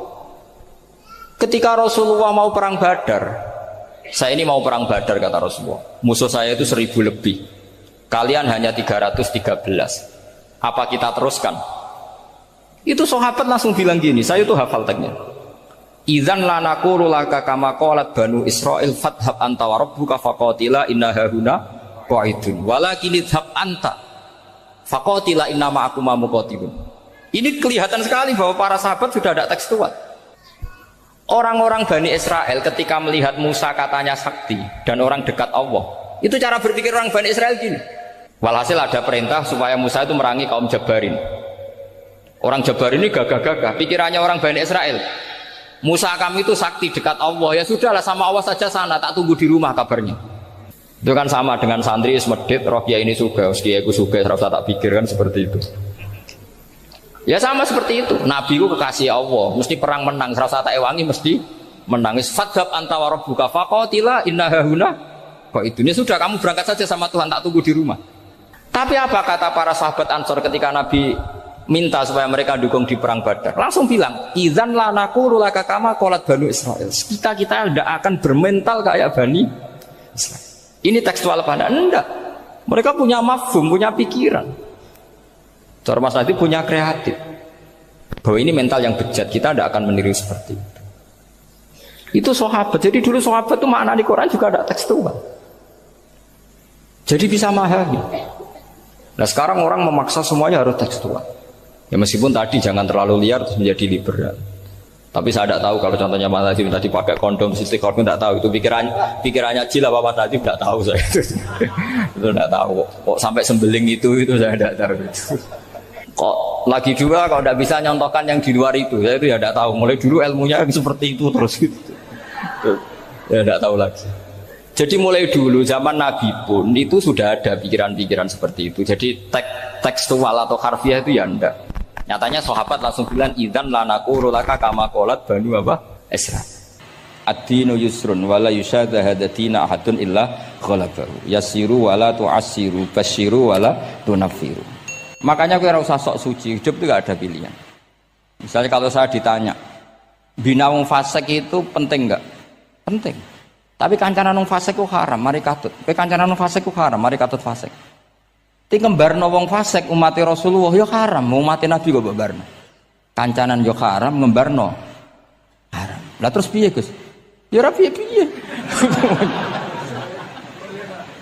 Ayo saiki misale kowe ngembarno wong ayu tiba ning dalan, haram to ora? Haram. Terus mbok gendong, haram to. Hidup itu tidak banyak pilihan. Jadi dilema dari si guru-guru dilema. Makanya apa ya seperti itu istafti qalbak takokno atimu. Motive nulung iku nulung apa sahabat? Ya sudah seperti nggak ada pilihan. Motivem kancanan wong fasik iku mergo enak kancanan wong fasik. Delok dangdut pantes apa pantes. Apa motifmu didik? Ayo rata-rata ke kancanan fasik motifmu didik apa enak kancanan fasik? Enak. haram berarti. Ya seperti itu. Memang banyak sesuatu yang apa? Makanya banyak ulama ngendikan banyak perilaku duniawi yang menjadi amal ukhrawi karena niat. Juga sebaliknya banyak perilaku ukhrawi yang akhirnya menjadi duniawi juga karena niat. Makanya niat itu diatur sedemikian rupa. Nah, ini juga sama. Duduk tasahud akhir. Ayo, duduknya dulu, duduk tasahud baca sholawat. Itu satu paket. Makanya al-atase wal asir wal hadi asar at-tasahud wa qu'uduhu wa sholat ala nabi sallallahu alaihi wasallam. Fatasahudu mongko tasahud wa qu'uduhu lan lungguh tasahud. In aqobahuma lamun ana sing maca akibah tapi sami nggih. Lamun mungkasi utawa nyusuli huma ing tasahud lan qu'ud apa salamun salam iku ruknani berarti rukun karone. Jadi tasahud yang diakhiri salam itu berstatus rukun. Berarti tasahud awal berstatus sunnat karena tidak diakhiri salam. Jadi nak wonten tiyang traweh kok 4 rakaat langsung salam itu enggak bisa dikatakan batal karena statusnya tasahud awal napa sunnat. Yeah. Tapi kalau traweh itu sudah monggo kalau traweh itu sudah menjadi alamiah, jadi biasanya ulama berdebatnya begini, ini dengerin ya. Kata taraweh itu alamiah apa implementasi dari Qiyamul Lail? Ayo jawab. Traweh itu alamiah apa implementasi dari Qiyamul Ramadan? Kalau kamu katakan Qiyamul Ramadan, maka ada orang traweh langsung 4 rakaat tanpa tasahud awal harus kamu katakan sah karena tasahud awal berstatus sunnat. Tadi kan dikatakan tasahud yang wajib itu yang diakhiri salam, berarti tasahud awal sunnat. Di mana-mana kalau sunat boleh ditinggalkan. Yeah. Tapi ada ulama yang agak ekstrim mengatakan begini cara berpikir, tarawih itu alamiah. Alamiah artinya yang dikatakan tarawih. Yang dikatakan tarawih adalah sholat 2 rakaat dengan 1 salam. Paham ya? Artinya kalau 4 rakaat dengan 1 salam itu namanya tidak tarawih. Paham ya? Makanya seperti itu tuh ya gak usah diperdebatkan. Seperti gini, sampean kalau sholat witir aku yakin akeh sing batal, cuma pangeran maklumi. Oh, aku yakin akeh sing batal tapi pangeran maklumi. Jadi disahno, kenapa sah? Dimaklumi Allah Subhanahu wa taala tadi. Kamu kalau witir kan 2 rakaat dulu. 2 rakaat setelah itu. Sekarang pertanyaan saya, ketika 2 rakaat kowe niat tembi. Wong niate witir kok genep. Ya kan? Apa? Lah pertanyaannya begini, ketika rakaat ini minal witri, kemudian orang ini ternyata enggak nerusno sing sak rakaat. Itu sah sebagai witir apa sholat biasa? Loh, ada nih gue. Murid temu beling-beling ya. Modelnya itu mau rasa ya. Tapi ya apa gak zaman akhir ya sahabat. Ndak, ketika 2 rakaat itu jenenge sholat witir apa ndak gitu saja pertanyaan. Orang oleh ngeper, jawabnya ngono tok. Ketika 2 rakaat itu witir apa enggak? Tidak.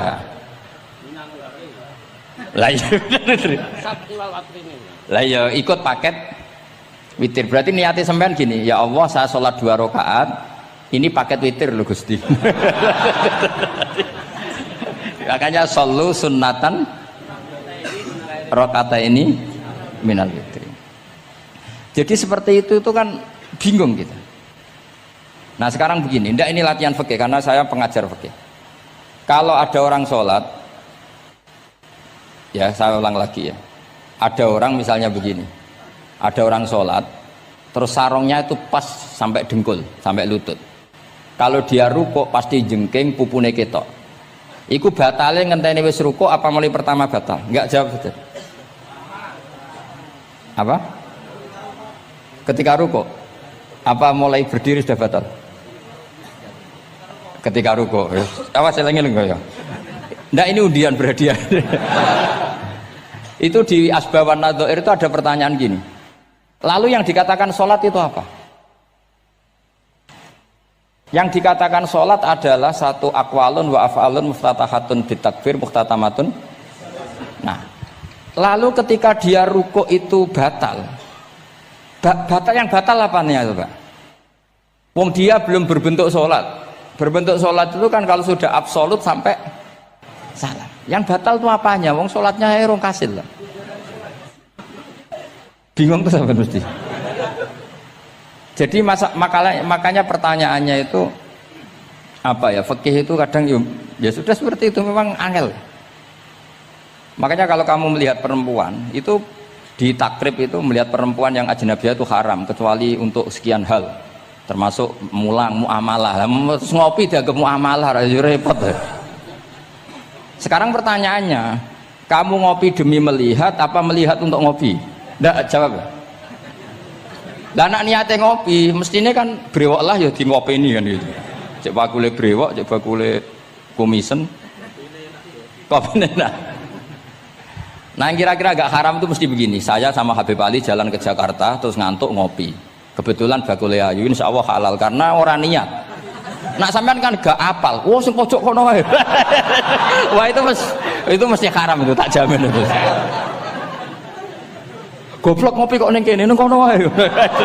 Kalau saya sama Habib Ali enggak. Jadi ya mlaku-mlaku ngantuk ngopi. Kebetulan bakule ayu. Ya terus wong kene wong saleh ya cepet ya ini bahaya iki. Nak pas umat saleh ya gitu. Kalau enggak pas wah cocok ya. Lah mulai ngomong cocok itu masalah kan. Makanya pertanyaannya itu yang halal itu nazar li taklim apa taklim li nazar? Apa? Nah, mbok kowe sing muni. Jadi itu masalah-masalah fikih memang. Makanya kalau berteman orang fasik itu hati-hati ya. Kalau itu kamu lihat umatur Rasulullah sallallahu alaihi wasallam yang perlu kamu selamatkan, yang perlu kamu bina, jenenge tarbiyatul fasik, membina orang fasik. Tapi kalau kamu memang bermental fasik, ini namanya mualah, berkawan sama orang fasik. Itu hukumnya langsung rubah. Kalau mualah ya haram, kalau tarbiyah sunnat atau bahkan wajib. Lah takok bedane piye Gus? Ya takokno awakmu. Ya sudah seperti itu, enggak ada jawabannya sudah. Wis engko nang akhirat fayunabbi hukum bima kuntum takmalun. Wis engko apa piyambak sing apa menghisab. Mun kula terusno nggih. Wa illa fasunnatani. Wa illam yaqib huma salamun fasunnatani. Terus ini aturan pokok fikih sebenarnya wa kaifa ada jaza. Sebetulnya aturan duduk itu enggak ada. Kamu duduk gaya apa saja itu sah. Wa kaifa adalan hale kaya apa lungguh sapa wong jaza mengko wenang apa ikilah kuut. Terus tenggene lungguh teng napa? Tasawuf akhir misalnya kowe sila ya sah. Gaya lungguh apa sah? Meskipun ya rada kurang ajar mau salat arang-arang wae kok.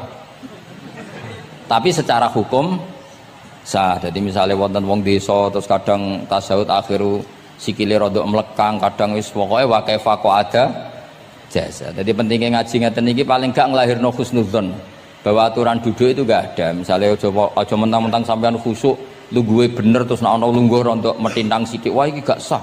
Gak tau ngaji. Kowe sing ora tau ngaji maca wa kaifa ada jaza. Aneh-aneh. Kowe sing ora tau ngaji wa kaifa ada jaza. Enak ora tau ngaji malah nuduh. Iso wae sing lungguhe ora bener ku wali malah lara wae. Meskipun agak-agak ya ora. Wali kok lungguhe ngono. Tapi nek misale wali tenan kualat sampean. Wa kaifa ada jaza. Terus hukum itu penting. Sehingga kalau sampean haji tenggene Mekah niku salat itu umum macam-macam. Kula sing nganti saiki iskal tapi wis ora iso protes. Niku lho, Beb. Wong kuat ngadeg nggawa kursi, nak salat kok lungguh. Nak teng Indonesia wong salat lungguh ora ngentosi bener-bener lemah. Ning Arab gak kuat nggawa kursi. Salate lungguh. Engko nak ngarep iku sofa kosong, kursine digawa. Ya lungguh meneh. Batinku lungguh kursi ngalor idul kuat kok salate. Nak teng Jawa iku anggere ngape mati cek salat ngadeg. Kursine enteng. Jadi ya kalau mboten ngerti nih. Ada lagi yang orang Arab, mungkin Arab Bedui. Itu kalau ada yang nelpon, itu teleponnya dijupuk. Jawab, soli. Kalau kadang ditakoki, Gus iku madzhab apa? Aduh, mbak yo ketoke madzhab goblok. Apa disalahno iku wong Arab? Wong Arab. Ora disalahno iku. Akhirnya debat. Sol iku pirang huruf? Ya telu nak cara nahwu nggih. Sot, lam sitok kan tasdid berarti telu. Telu wis batal lho. Batal. Pas ya. Yo kok pas. Seru repot. Serepot-repot. Sementing sampean ngerti gitu, terus salat itu wa kaifa qa'ada jaza. Terus ngerti ngaten iki niati ben husnudzon mbek umat Rasulullah sallallahu alaihi wasallam. Nah sampean gak ngerti ilmu iku gampang suudzon. Lungguh kok ngono ning dinggon salat tasyahud akhir lungguhe yo ngene. Lah lungguh yang dilakukan Rasulullah itu bayangan ideal, standar ideal tasyahud akhir duduke ya kaya Rasulullah sing ditirakno para ulama sampai guru-guru kita. Tapi ku tetap standar afdholiyah, standar utama. Tapi sakjane wa kaifa qa'ada jaza. Jadi penting sanggepe ben mari husnudzon. Di misalnya orang tasyahud akhir kok ambek swilo ngono wis. Anggap ojo tuh, aliran nih, ojo ngono sih. Iki bar ngaji Minhajut Thalibin lagi seneng-senenge praktek ngono. Tapi ya ora pati wali mesti. Wali kok kontroversi aneh-aneh. Cuma umpama ngono kowe aja langsung darani gak sah. Apa meneh nuduh aliran. Wis biasa wae, tapi aja praktekno nggih. Pokoke umume wong lah ben gak kontroversi. Tapi kalau ngadepi wong liya tetap kita keyakinan wa kaifa qa'ada jaza, dengan duduk gaya apa saja sah. Kados sing teng Arab yang gendut lho nak salat kan sikile di slujungno. Mergo jajal tahiyat kados umume tiyang nggih geblek kula nate ro wong gendut nata wetenge kan gak iso. Dadi lungguh sikire to bujur. Lah mergo jajal praktekno guling tenan. Nah niku takbire ya wa kaifa qa'ada jaza. Tapi Pak Ngangan ya ora sopan, wong sowan pangeran kok ngono iku terus piye? Lah ya Pak ini baru kayak ngaji gitu, terus wong niku ben gampang husnudzon ambek umat Rasulullah sallallahu alaihi wasallam. Mergi kita tuh gak mungkin bayangno donya ideal ora mungkin. Kok jeneng roh tiyang tawaf ngono semua macam-macam. Coba misalnya mboten enten pendapat Imam Malik sing darani batale wudu nyuwun sewu lamsu maknane jima. Madzhabe Abdul bin Abbas. Lah sampean tawaf ya mesti rasah, mesti kedemek wong wedok. Kedemeke wong ayu-ayu, kadang kowe ya gelem tenan. Lah itu satu-satunya solusi ke kita intikal napa? Mazhab. Oh, tetep ra iso ra kedemek. Wis aku ora ganteng lah tetep kedemek. Niat khusyuk gitu tetep kedemek. Apa meneh awale wis rapati khusyuk. Lho kula wis wong khusyuke kedemek. Kula nate tawaf pas haji, kula haji tahun 2012 atau 13. Bar tawaf beb niku tok sa'i ku entuk bojone wong ya. Dadi dekne nyangka aku bojone dicekeli pundakku. Wong tawaf wong lanang kan ngomong kan dari belakang kan sama semua. Bareng terakhir didelok, lho, jebule ora. Piye gitu. Lah aku ya ora krasa wong lagi usul pangeran coba. Aku coba bayangno kok sampeyan terus krasa mboten. Wah ngenyek wong niku, ngenyek wong niku. Mboten kula pas niku intenan eling pangeran tenan gak krasa ana sing nyekel. Pas niku lho bos sak teruse ra pokoke pas niku. Mergo iku beb tawaf kula nu 2:30 esuk. Ya sak fase-fasene wong nak yamono wae eling pangeran to beb dadi pas khusuk-khusuk. Nganti ana wong nyekel iku gak krasa. Bareng bar tawaf lho jebule wong wedok bojone wong. Wah matane wong. Mulane Quran nak ngelingno kita iku napa? Faman farada fihinnal hajja fala rafasa wala fusuqa wala jidala fil hajj. Jadi potensi fase ku malah pas haji. Fil haji fi ku ing dalem. Lah kok mboten sebuti teng Arab niku wong nak mboten haji iku wajahe ditutup nganggo cadar. Tapi nak pas ihram malah wajah wajib dibuka. Iku wis mari uji nyali tok. Kula nate dikonco khusuk. Khusuk tenan nggih, khusuk alim. Niku nate di kesempatan ngambung Hajar Aswad. Pas sampai ngambung, pas entuk detik ngambung, pas ana wong Turki wayu pas ngambung. Niku cerita teng kula, cara tak terusno Gus. Iku ora kena Hajar Aswad. Kena pipine cah wedok niku. Lho pangeran niku kok iso detiknya sama, Bu. Pas sampai ngambung, pas posisi Turki yo, wayu Gus. Lha iku wong alim eling ayune, ora eling Hajar Aswad. Rezeki. Mulane Hajar Aswad itu ngenes, mulane jare Hajar Aswad aku dhisik putih. Gara-gara dosane Bani Adam dadi rek. Mane kata yang haji nangis kan termasuk niku nyesal deh. Jebule wong sing rayu bojone tok wong nundune wayu kabeh. Sing bagian niku maksudnya. Dadi nyen repot. Pangeran niku nguji ngoten faman faradha fihinnal hajja fala rafatha wala fusuqa wala jidala fil hajj. Bener nak salat. Sak fasek-faseke wong pas salat iku mesti warung lanang-lanang. Salate ning masjid ngarepe wong lanang, pinggire wong lanang. Haji mboten. Masjid Haram, masjid paling suci sak donya, tapi itu uji nyali tenan. Kalau di kanca haji beb tiyang Magelang khusuke sak pol. Selawase ra tau salat jejer cawe wedok. Niku salat jejer cawe wedok sing disuci ti cawe wedok. Nangis betul. Lah kula rapati khusyuk ya ora nangis biasa wae. Nangis. Lho sampean nek musim haji beb kan kredit.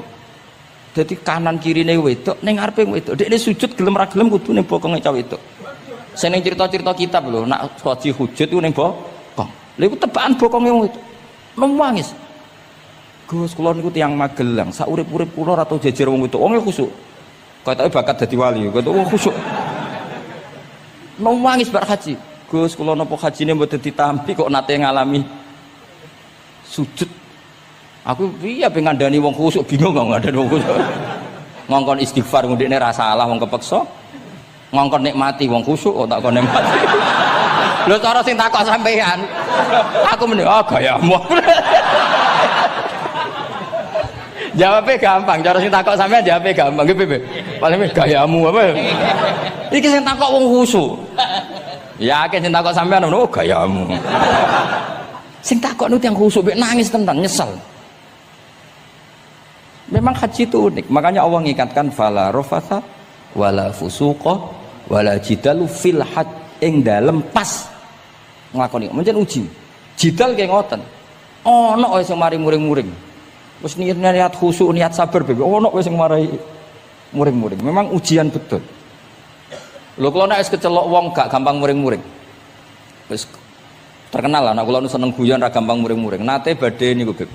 Romyu tanggal 11 umumnya haji Indonesia rak koblas zawal melok beb teng rombongan tiyang ni wareng tok Mina wonge diding-diding iki ajaran napa Romyu kok koblas zawal nabi ku ora tau Romyu koblas zawal nabi mesti Romyu ba'da zawal ngamuk-ngamuk sakjane kula nu mboten mutawif kula mboten kaji gaet mboten kaji tenan nganggo dhuwit nak gaet diamuk wajib meneng ya engko iso di PHK nak akhirnya kula ngomong ngene akhirnya kula dijono Pak Bak sampai sing ngadepi. Ya Nabi ora tau Romyo koblas zawal tapi ora tau ngamuk-ngamuk koyo kowe ya. Mangkel opo. Lah ya Nabi ora tau Romyo koblas zawal tapi ora tau ngamuk-ngamuk koyo kowe ya. Repot. Akhirnya aku wah, jare kaji oleh jidal wah akhirnya. Iya padha jidal. Ra iso Kang. Pamane ngajak bojo wis geger tok. Kula de kanca ngajak bojo sing kancane sitok ngajak bojo wong Jogja. Nah bojo sitoke niku beb niku isuk-isuk gekno teh sing lanang. Isuk-isuk gekno teh kopi. Sing di bojo ora gawekno teh. Wong wedok piye ngono maksude.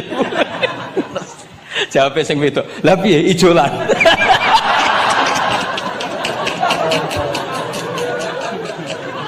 Dadi wong lanang kok kadang spontan ku kan yo kacau. Cah wedok ku cek apike mbek bojone. Piye Mas? Ijolan maksudnya. Wis pancen jare amit-amit pas kaji. Ayo sapa sing kaji ora jidal aku ben ora raine. Sing ngene-ngene iki lho.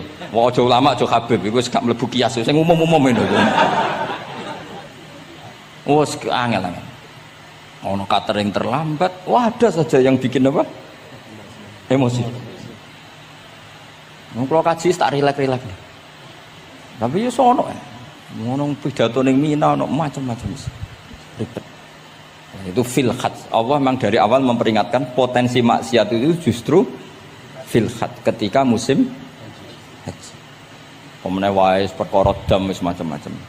Mun kula terusno sing penting kaidah teng salat wa kaifa qa'ada jaiz. Kados wingi Imam Rafi'i dawaken salat sujud itu mau cukup watul jabhah. Niku nggih guling-gilingan ben gak gampang suudzon mbek tiyang lintu. Nah, kita piyambak tidak akan mempraktekkan itu. Kita tetap sujud melibatkan 7 anggota. Cuma nak ono sing ngono gak gampang seudon. Wong bar ngaji minhajud dalibin. Dadi ono gunane lah.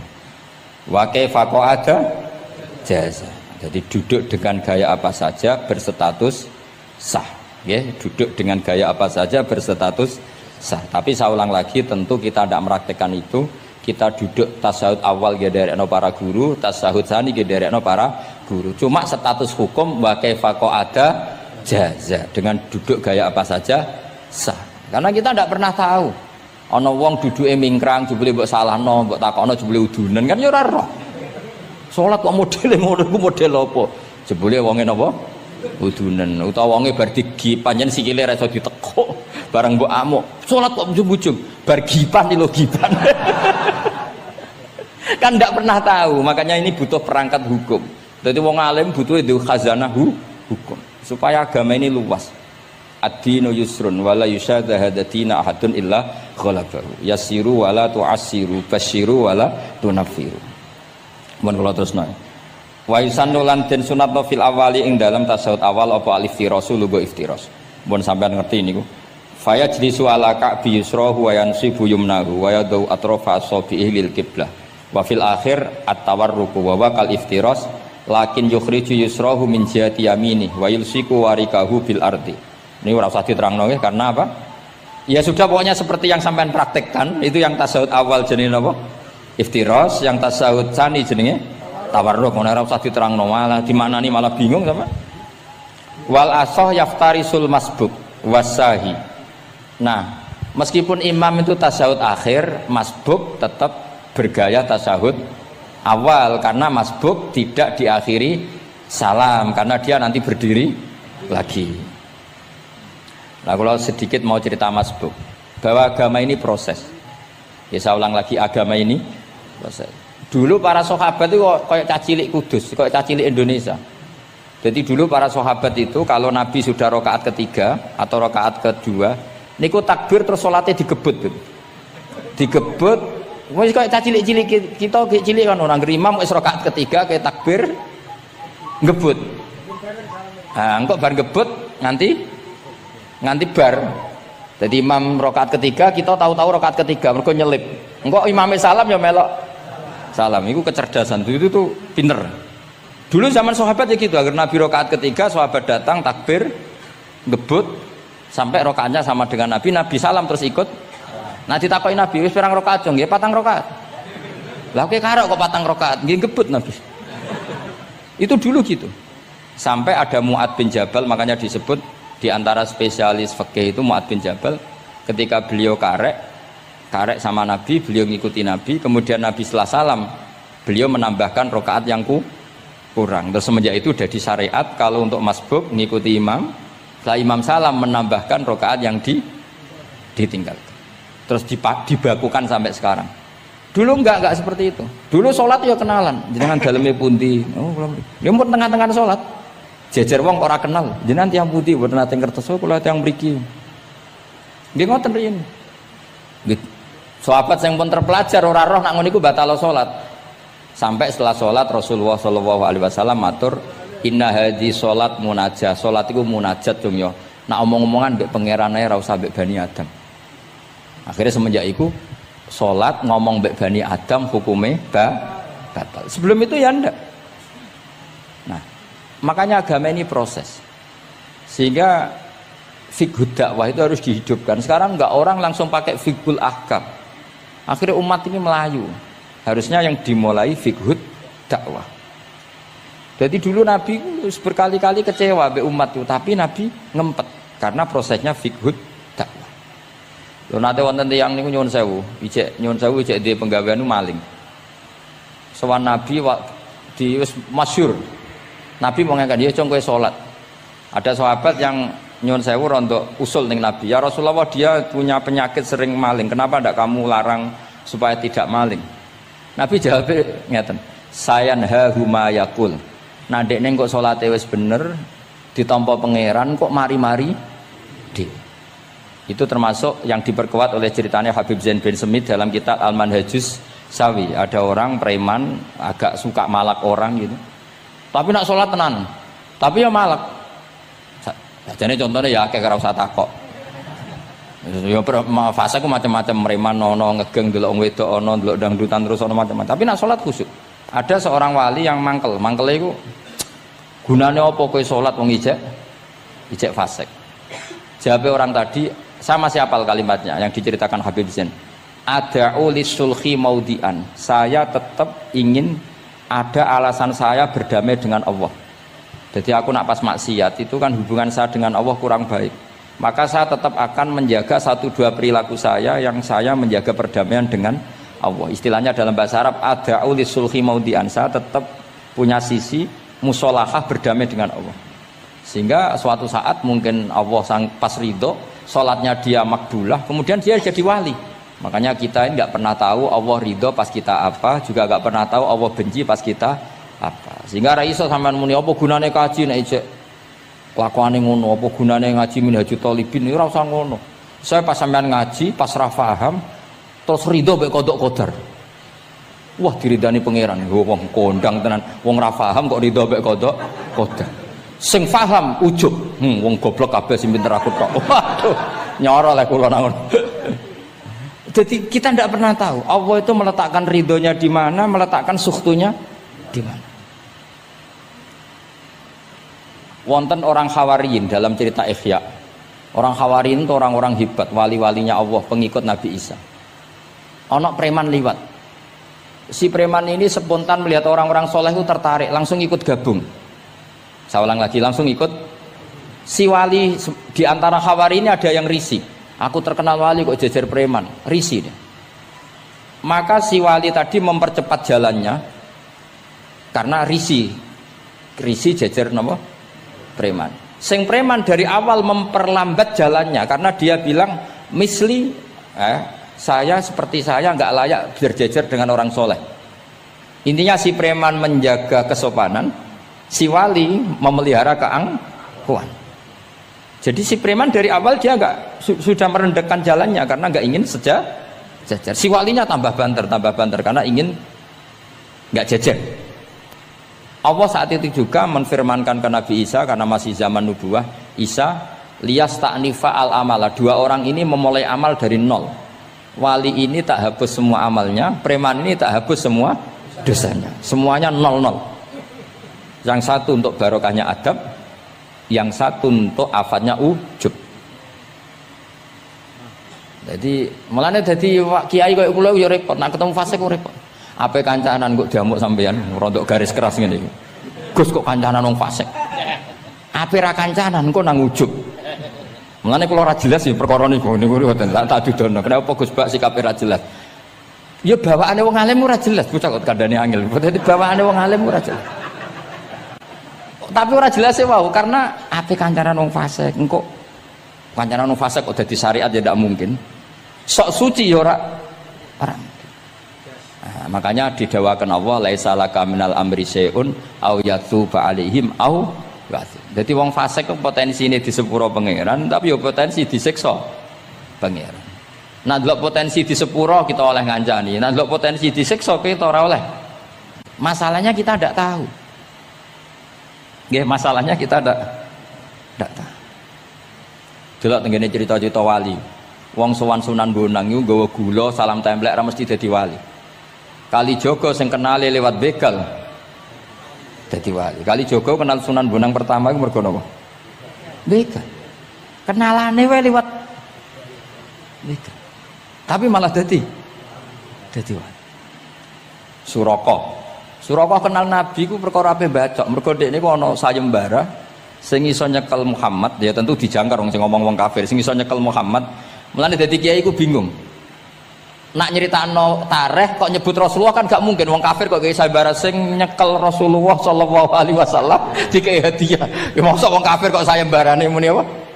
Sing nyekel Rasulullah sallallahu alaihi wasallam tak kei hadiah. Sing bacok Muhammad Rasulullah sallallahu alaihi wasallam tak kei hadiah kan mboten mungkin wong kafir kok muni ngono.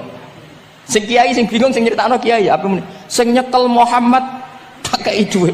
Muni Muhammad kan kadung ra kulino wong. Cara sampean dadi kiai ya milih ndi? Nyeritakno omongane wong kafir.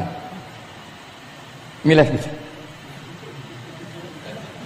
Mulane kula kadang kiai ora di pilihan bahasa. Mergo mulane Imam Suyuti sopan-sopane wong, tapi namune Iqra ya Muhammad. Mergo iku satu-satunya kesempatan jangkar Kanjeng Nabi. Kan sing dawuh Allah Iqra. Lah mesti Iqra ya Muhammad. Mergo Allah sing dawuh ning Kanjeng. Tapi nak kita ning Kanjeng Nabi kan gak mungkin muni ya Muhammad. Sekamane ana sayembara, sapa sing iso nyekel Muhammad tak kei unta 100. Suraqah tertarik ikut. Tapi barokah iku, barokah kesalahan itu malah roh mukjizat Rasulullah sallallahu alaihi wasallam. Ketika ape baca napa ambis sampai ping 3. Lah iki awale salah niate ya salah, tapi pangeran ngersakno untuk hidayat. Barokah salah iku roh mukjizat Rasulullah sallallahu alaihi wasallam. Ya ora roh donya iku ora roh. Ana wong saleh sak labah amen jamaah sampai diarani hamamatul masjid. Tapi ceritanya seperti itu akhirnya semalane donga ya muqallibal qulub tsabbit qalbi ala dini. Kita tidak pernah tahu. Ya sudah seperti itu. Paham ya? Tapi ya kita tentu ngikuti syariat wa kullun muyassarun lima khuliqalah. Mohon kula terusno. Qultu al asah ad-dhammu.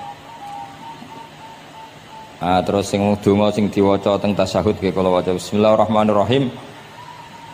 Qultu ala sah wa anna Muhammad Rasulullah sabata fi sahih Muslim wa alam wa aqalli salat ala Nabi sallallahu alaihi wasallam Allahumma sholli ala Muhammad wa ali wa ziyadah ila Hamidum Majid tumeka maring Hamidum Majid. Berarti kados kita napa Allahumma sholli ala sayyidina Muhammad wa ala ali sayyidina Muhammad kama shollaita ala sayyidina Ibrahim wa ala ali sayyidina Ibrahim terus sampai fil alamina innaka Hamidum Majid. Dan ini sebagai penutup kula badhe cerita kula gadah kitab namine Hasyatut Turmusi. Hasyatut Tarmasi atau Turmusi ini karangannya Syekh Mahfud Termas. Beliau adalah murid Sayyid Abi Bakar apa? Syato Sohibul Li'ana. Terus guru dari Mbah Hasyim Asy'ari. Beliau teman dekatnya Habib mbahnya Habib Anis. Berarti Anis bin Alwi bin Ali. Jadi temannya Sohibu Simtiduror. Itu beliau cerita tahiyat itu adalah perwujudan dari dialognya Allah kalian Kanjeng Nabi. Terus ketika Kanjeng Nabi dugi Sidratil Muntaha, nggih, ketika dugi napa?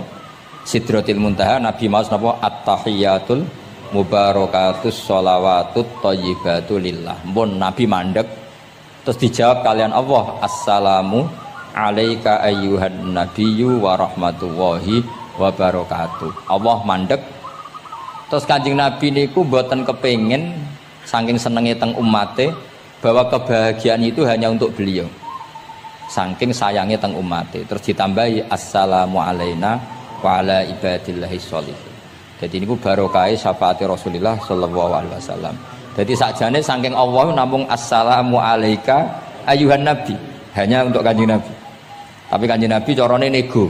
Ampun nek Gusti niki umat kula wong kudus kathah ngono dadi kira-kira. Jadi kowe kudu mikir ya. Jadi ayat kursi iku dipilih ulama perkarane napa? Ayat iku njen spesial tenan. Kula niku mboten saged ilem nek gak maca ayat kursi. Nggih maca teng lisan, nggih maca teng ati setiap saat. Mergo mangsa kok pancen luar biasa. Allahu Allah iku Allahu la ilaha illa huwal hayyul qayyum. Al hayyu zat sing urip. Mergo sing gampang bedakno Allah mbek Nabi Isa, ambek berhala, ambek semuanya yang disembah selain Allah adalah kehidupan. Kita gampangane tau ngidolakno Isa kaya apa, tapi akhirnya kecewa nak dianggap pangeran. Mergo nyatane cara mereka pun Isa mati disalib. Utawa cara Islam Isa iku diangkat. Di itu objek. Apapun hebatnya Isa diangkat, diposisikan di langit di. Kerennya apa? Jenenge di itu objek. Berarti yang keren adalah subjeknya, yaitu Allah Subhanahu wa ta'ala. Terus kita ini sebagai orang itu punya ketakutan. Nak pangeran mati ku piye? Nak kowe mati kan gak punya akibat apa-apa. Srengenge tetap baik-baik saja. Sistem falak galaksi baik-baik saja. Sistem alam baik-baik saja. Wong sing mati kowe. Bayangno nak sing mati pangeran. Maka ketakutan seorang mukmin adalah apa? Punya Tuhan yang mati. Kemudian itu diobati bahwa Tuhan kamu itu Tuhan sing aman, al-hayyu sing selalu hidup. Kemudian disifati lagi al-qayyum. Apa artinya hidup kalau bergantung orang lain, bergantung makhluk lain? Itu gak keren, karena bergantung itu gak keren. Al-qayyum yang Allah itu zat yang berdiri sendiri. Oh itu kan terus sempurna. Lu kalau mau ayat kursi sempurna. Bejane Gusti kula maca ayat kursi. Kowe ora maca iku kasihate mbahmu. Bocah kok. Oh, bocah ora bakat wali. Uteke wis elek. Kabeh dimaterekno. Kasihate apa nak maca ayat kursi. Kasihate mbahmu ngono. Jimat ya seneng. Kulo ora seneng. Maksudnya tapi mbok gedhingi teman-teman yo ora oleh njen rezekine kadol jimat ke piye. Sing iso ngatur rezekine wong sapa wis keben muga disepuro pangeran. Ra disepuro ora apa-apa kelakuan kok ngono iku piye. Wis terserah pangeran ae. Jadi Allahu la ilaha illa huwal hayyul qayyum. Kemudian setelah hidup itu bisa saja gak peduli kita karena pas ngantuk atau pas tidur. Terus disifati la ta'khuduhu sinatu walana. Dan zat yang hidup itu tidak pernah ngantuk, tidak pernah tidur. Akhirnya kita ini nyaman, punya Tuhan yang spesial, yaitu hidup dan berdiri sendiri, tidak ngantuk, tidak tidur. Terus budi lahu ma fis samawati wa ma fil ardh. Dan miliknya Allah semua yang ada di langit dan bumi. Keren. Kita ini butuh air, butuh apa saja. Dan itu milik Allah. Coba kalau milik manusia, nggak nak loro neng rumah sakit tuh, oksigennya larang ngono. Padahal kue nak loro, oksigen di mana-mana gak tahu bah. Jadi kita seneng. Alam raya milik Allah kita seneng, karena alam ini milik zat yang nggak butuh alam raya, sehingga kita yang pakai. Allah bikin air, Allah tidak butuh minum. Allah bikin padi nggak butuh makan. Dia bikin semuanya untuk kita. Padahal itu kita tidak ikut punya. Akhirnya seneng mbek pangeran. Cek apike jenengan Gusti gawe ra melok nganggo. Sing nganggo kita-kita ini. Coba aku ora roh gawe rokok gunane apa ora roh. Ya gunane pekerjaan Gus, menyerap tenaga. Ya wis sauri-urimu. Sementing kowe roh gunane rokok. Paham nggih? Roh gunane rokok roh carane mandorot kanggo kowe. Dadi padha roe lah sementing. Ya ora apa-apa tapi. Kalau senang berguyon kiai ini, hanya nerawon wong pinter guyon kaya kiai. Yes, kalau ini nekani acara resepsi teng Kudus teng keluarga sarang keluarga ini Lukman, segmisi Habib Umar Mutahar, semua nang, jadi guyonan neng kiai orang kiai kafe termasuk Habib Umar. Ada orang kiai rokok. Ini cerita anekdot. Ada kiai rokok. Rokokan ngarepe dokter. Pak Yai, kalau rokok terus nanti kalau mati gimana? Gampang, saya bawa korek. Sing kiai dhewe maksudnya iku nak mau rokok terus mari mati. Kiai ini yang ngerti maksudnya dokter ngono. Tenang dok, sama si bawa korek. Maksudnya nak rokoknya mati gak ada Jumat. Jadi gak sambung apa? Nak guyonane Habib Umar, saya sering membaca bahayanya rokok. Saya baca itu. Setelah baca, saya berhenti membaca. Wangan pikirannya setelah membaca bahaya rokok berhenti rokok. Saya sering baca buku atau apa tentang bahayanya rokok. Setelah saya tahu berhenti membaca. Wong spesial, seneng kula niku bisa nikmati ya seneng putune Rasulullah, ya seneng guyon. Jadi seneng itu gak kudu mewah, apa? Lah kowe seneng ngenteni di Alphard malah kesel to. Wah, jadi kula nang di grup kata lah, kiai sing seneng guyon, sing seneng. Mergo kula kuwatir saya umat ini punya kenikmatan lewat jalur maksiat. Mulane kula seneng ana kiai seneng guyon, bukan seneng papanya. Umat ini punya kesenangan yang tidak maksiat, itu saja.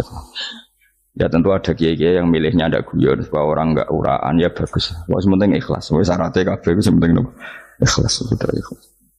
Ya ora kudu spesial ikhlasmu, ya ikhlas biasa lah. Kelas-kelas terilah sementing napa? Saya sering baca bahayanya orang rokok. Setelah saya tahu bahayanya, maka saya berhenti baca. Wongku kaget kabeh. Mergo pikirane wong wis berhenti. Kok ternyata. Mulane saya sering baca bahayanya orang miskin. Setelah tahu bahayanya, berhenti merasakan kemiskinan. Jadi saya tahu bahayanya neraka. Setelah tahu bahayanya neraka, maka saya berhenti.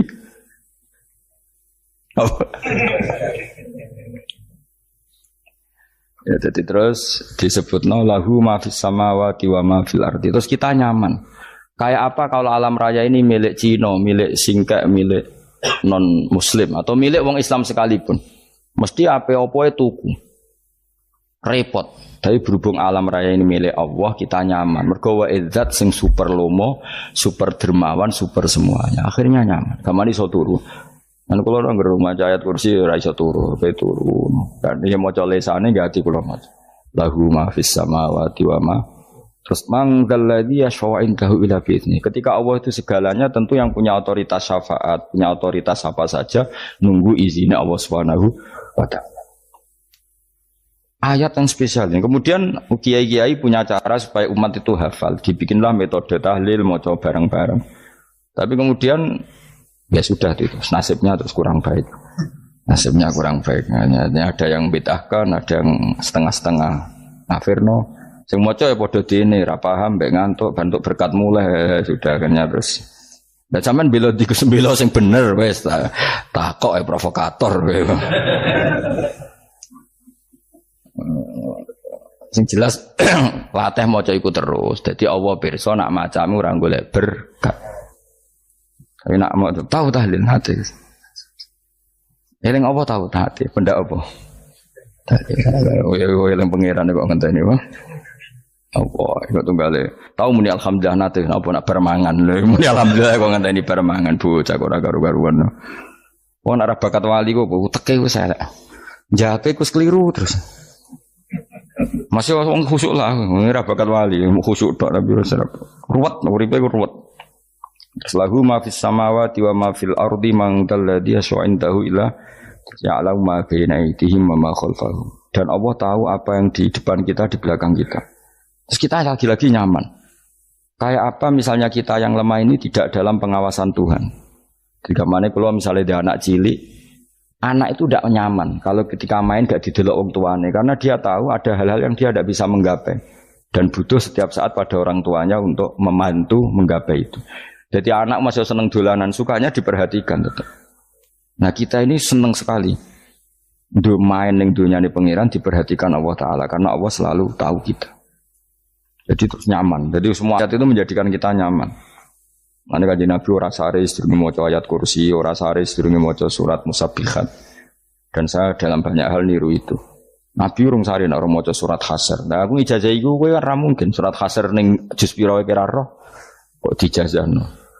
Sing iku lho sing diakhiri suti law anzalna hadzal qur'ana ala jabalil la ra'aitahu khashi'am. Itu tapi mulai kok ngarep subhanallahi ma fis samawati wa ma fil ardi wa huwal azizul hakim. Terus waladzi akhrajal ladzina kafaru min ahli kitab. Ya bener subhanallahi ma fis samawati wa ma fil ardi terus. Terusnya terus waladzi akhrajal ladzina kafaru min ahli kitab min diyarihim li awalil hasr. Ma dzanantum ayakhruju wa dhannu annahum mani'atum husunuhum min Allah fa'atahum saat terusnya serang rapal. Akhirnya ya itu lagi terakhir apa? Ya'lamu ma baina aydihim wa ma khalfahum wala yuhituna bi syai'in min 'ilmihi illa bima. Dan seseorang itu tidak punya ilmu kecuali dengan kadar yang dikehendaki Allah. Bahwa kita ini selalu objek. Punya ilmu ya dikasih, punya rezeki ya dikasih, punya apa saja Sehingga status kita makhluk, statusnya Allah khalik, statusnya Allah itu memberi, statusnya kita hanya penerima. Itu bahkan termasuk bab ilmu. Bab ilmu itu tahunya kita ya hanya diberi. Illa bima sa'atus wasya kursiyus samawati wal ardo. Dan kursinya Allah itu meliputi langit bumi. Sehingga kita tahu, wah keren. Terus wala ya'udu hifdhuma. Dan ketika alam raya sebesar ini, Allah tidak pernah capek mengurusnya. Ya, sampean tak pasrahi gawe kok ngurmat srengenge. Sampean ngurmat listrik omahmu lho, kadang kabel pedhot, dope pedhot. Iku apa ngurmat srengenge mulai digawe nganti saiki. Gak tahu mati. Gak tahu bayar. PLN lho, kon gawe 0, sekian gak tahu rusak setahun kon jamin ora ngare iso. Apa gawe srengenge mulai Nabi Adam nganti saiki ora tahu bengkelno. Oke gak tahu mikir ngono, jen ra wali. Lah srengenge misale error terus pangeran ngumumno, leren sik 3 wulan lagi ditoto. Ya repot dol-dol. Ngono kok ora tau mikir bocah kok. Lan utek sing anut wali-wali utek waras. Menduwe ora di dhuwit sumpek di dhuwit seneng wis ngono tok pikirane. Ora tau kagum mbek srengenge, ora tau bengkel, ora tau. Mergo mau ora bakat wali itu teke wis innalillahi wa inna ilaihi raji'un. Ngono ya kok urip ngono. Habis ben urip pancen rong wae apa? Mati rame-rame apa? Untunya nek ora ono ku ya sepi tenan. Gak ana wong gawa nasa ilfat ngalor gitu. Ngaji sepeda dibayar gua paham yang mulai apa yang mulai gua takut ibu jure bar apa kaji mau Gus Pak nerangno apa delok rekamane. Alhamdulillah sudah ngaji bareng ya, bersama guru kita Gus Bak tercinta, bersama channel Barokah Ngaji. Semoga bermanfaat dan barokah untuk kita semuanya. Jangan lupa like, komen, dan subscribe. Terima kasih. Sekian. Assalamualaikum warahmatullahi wabarakatuh.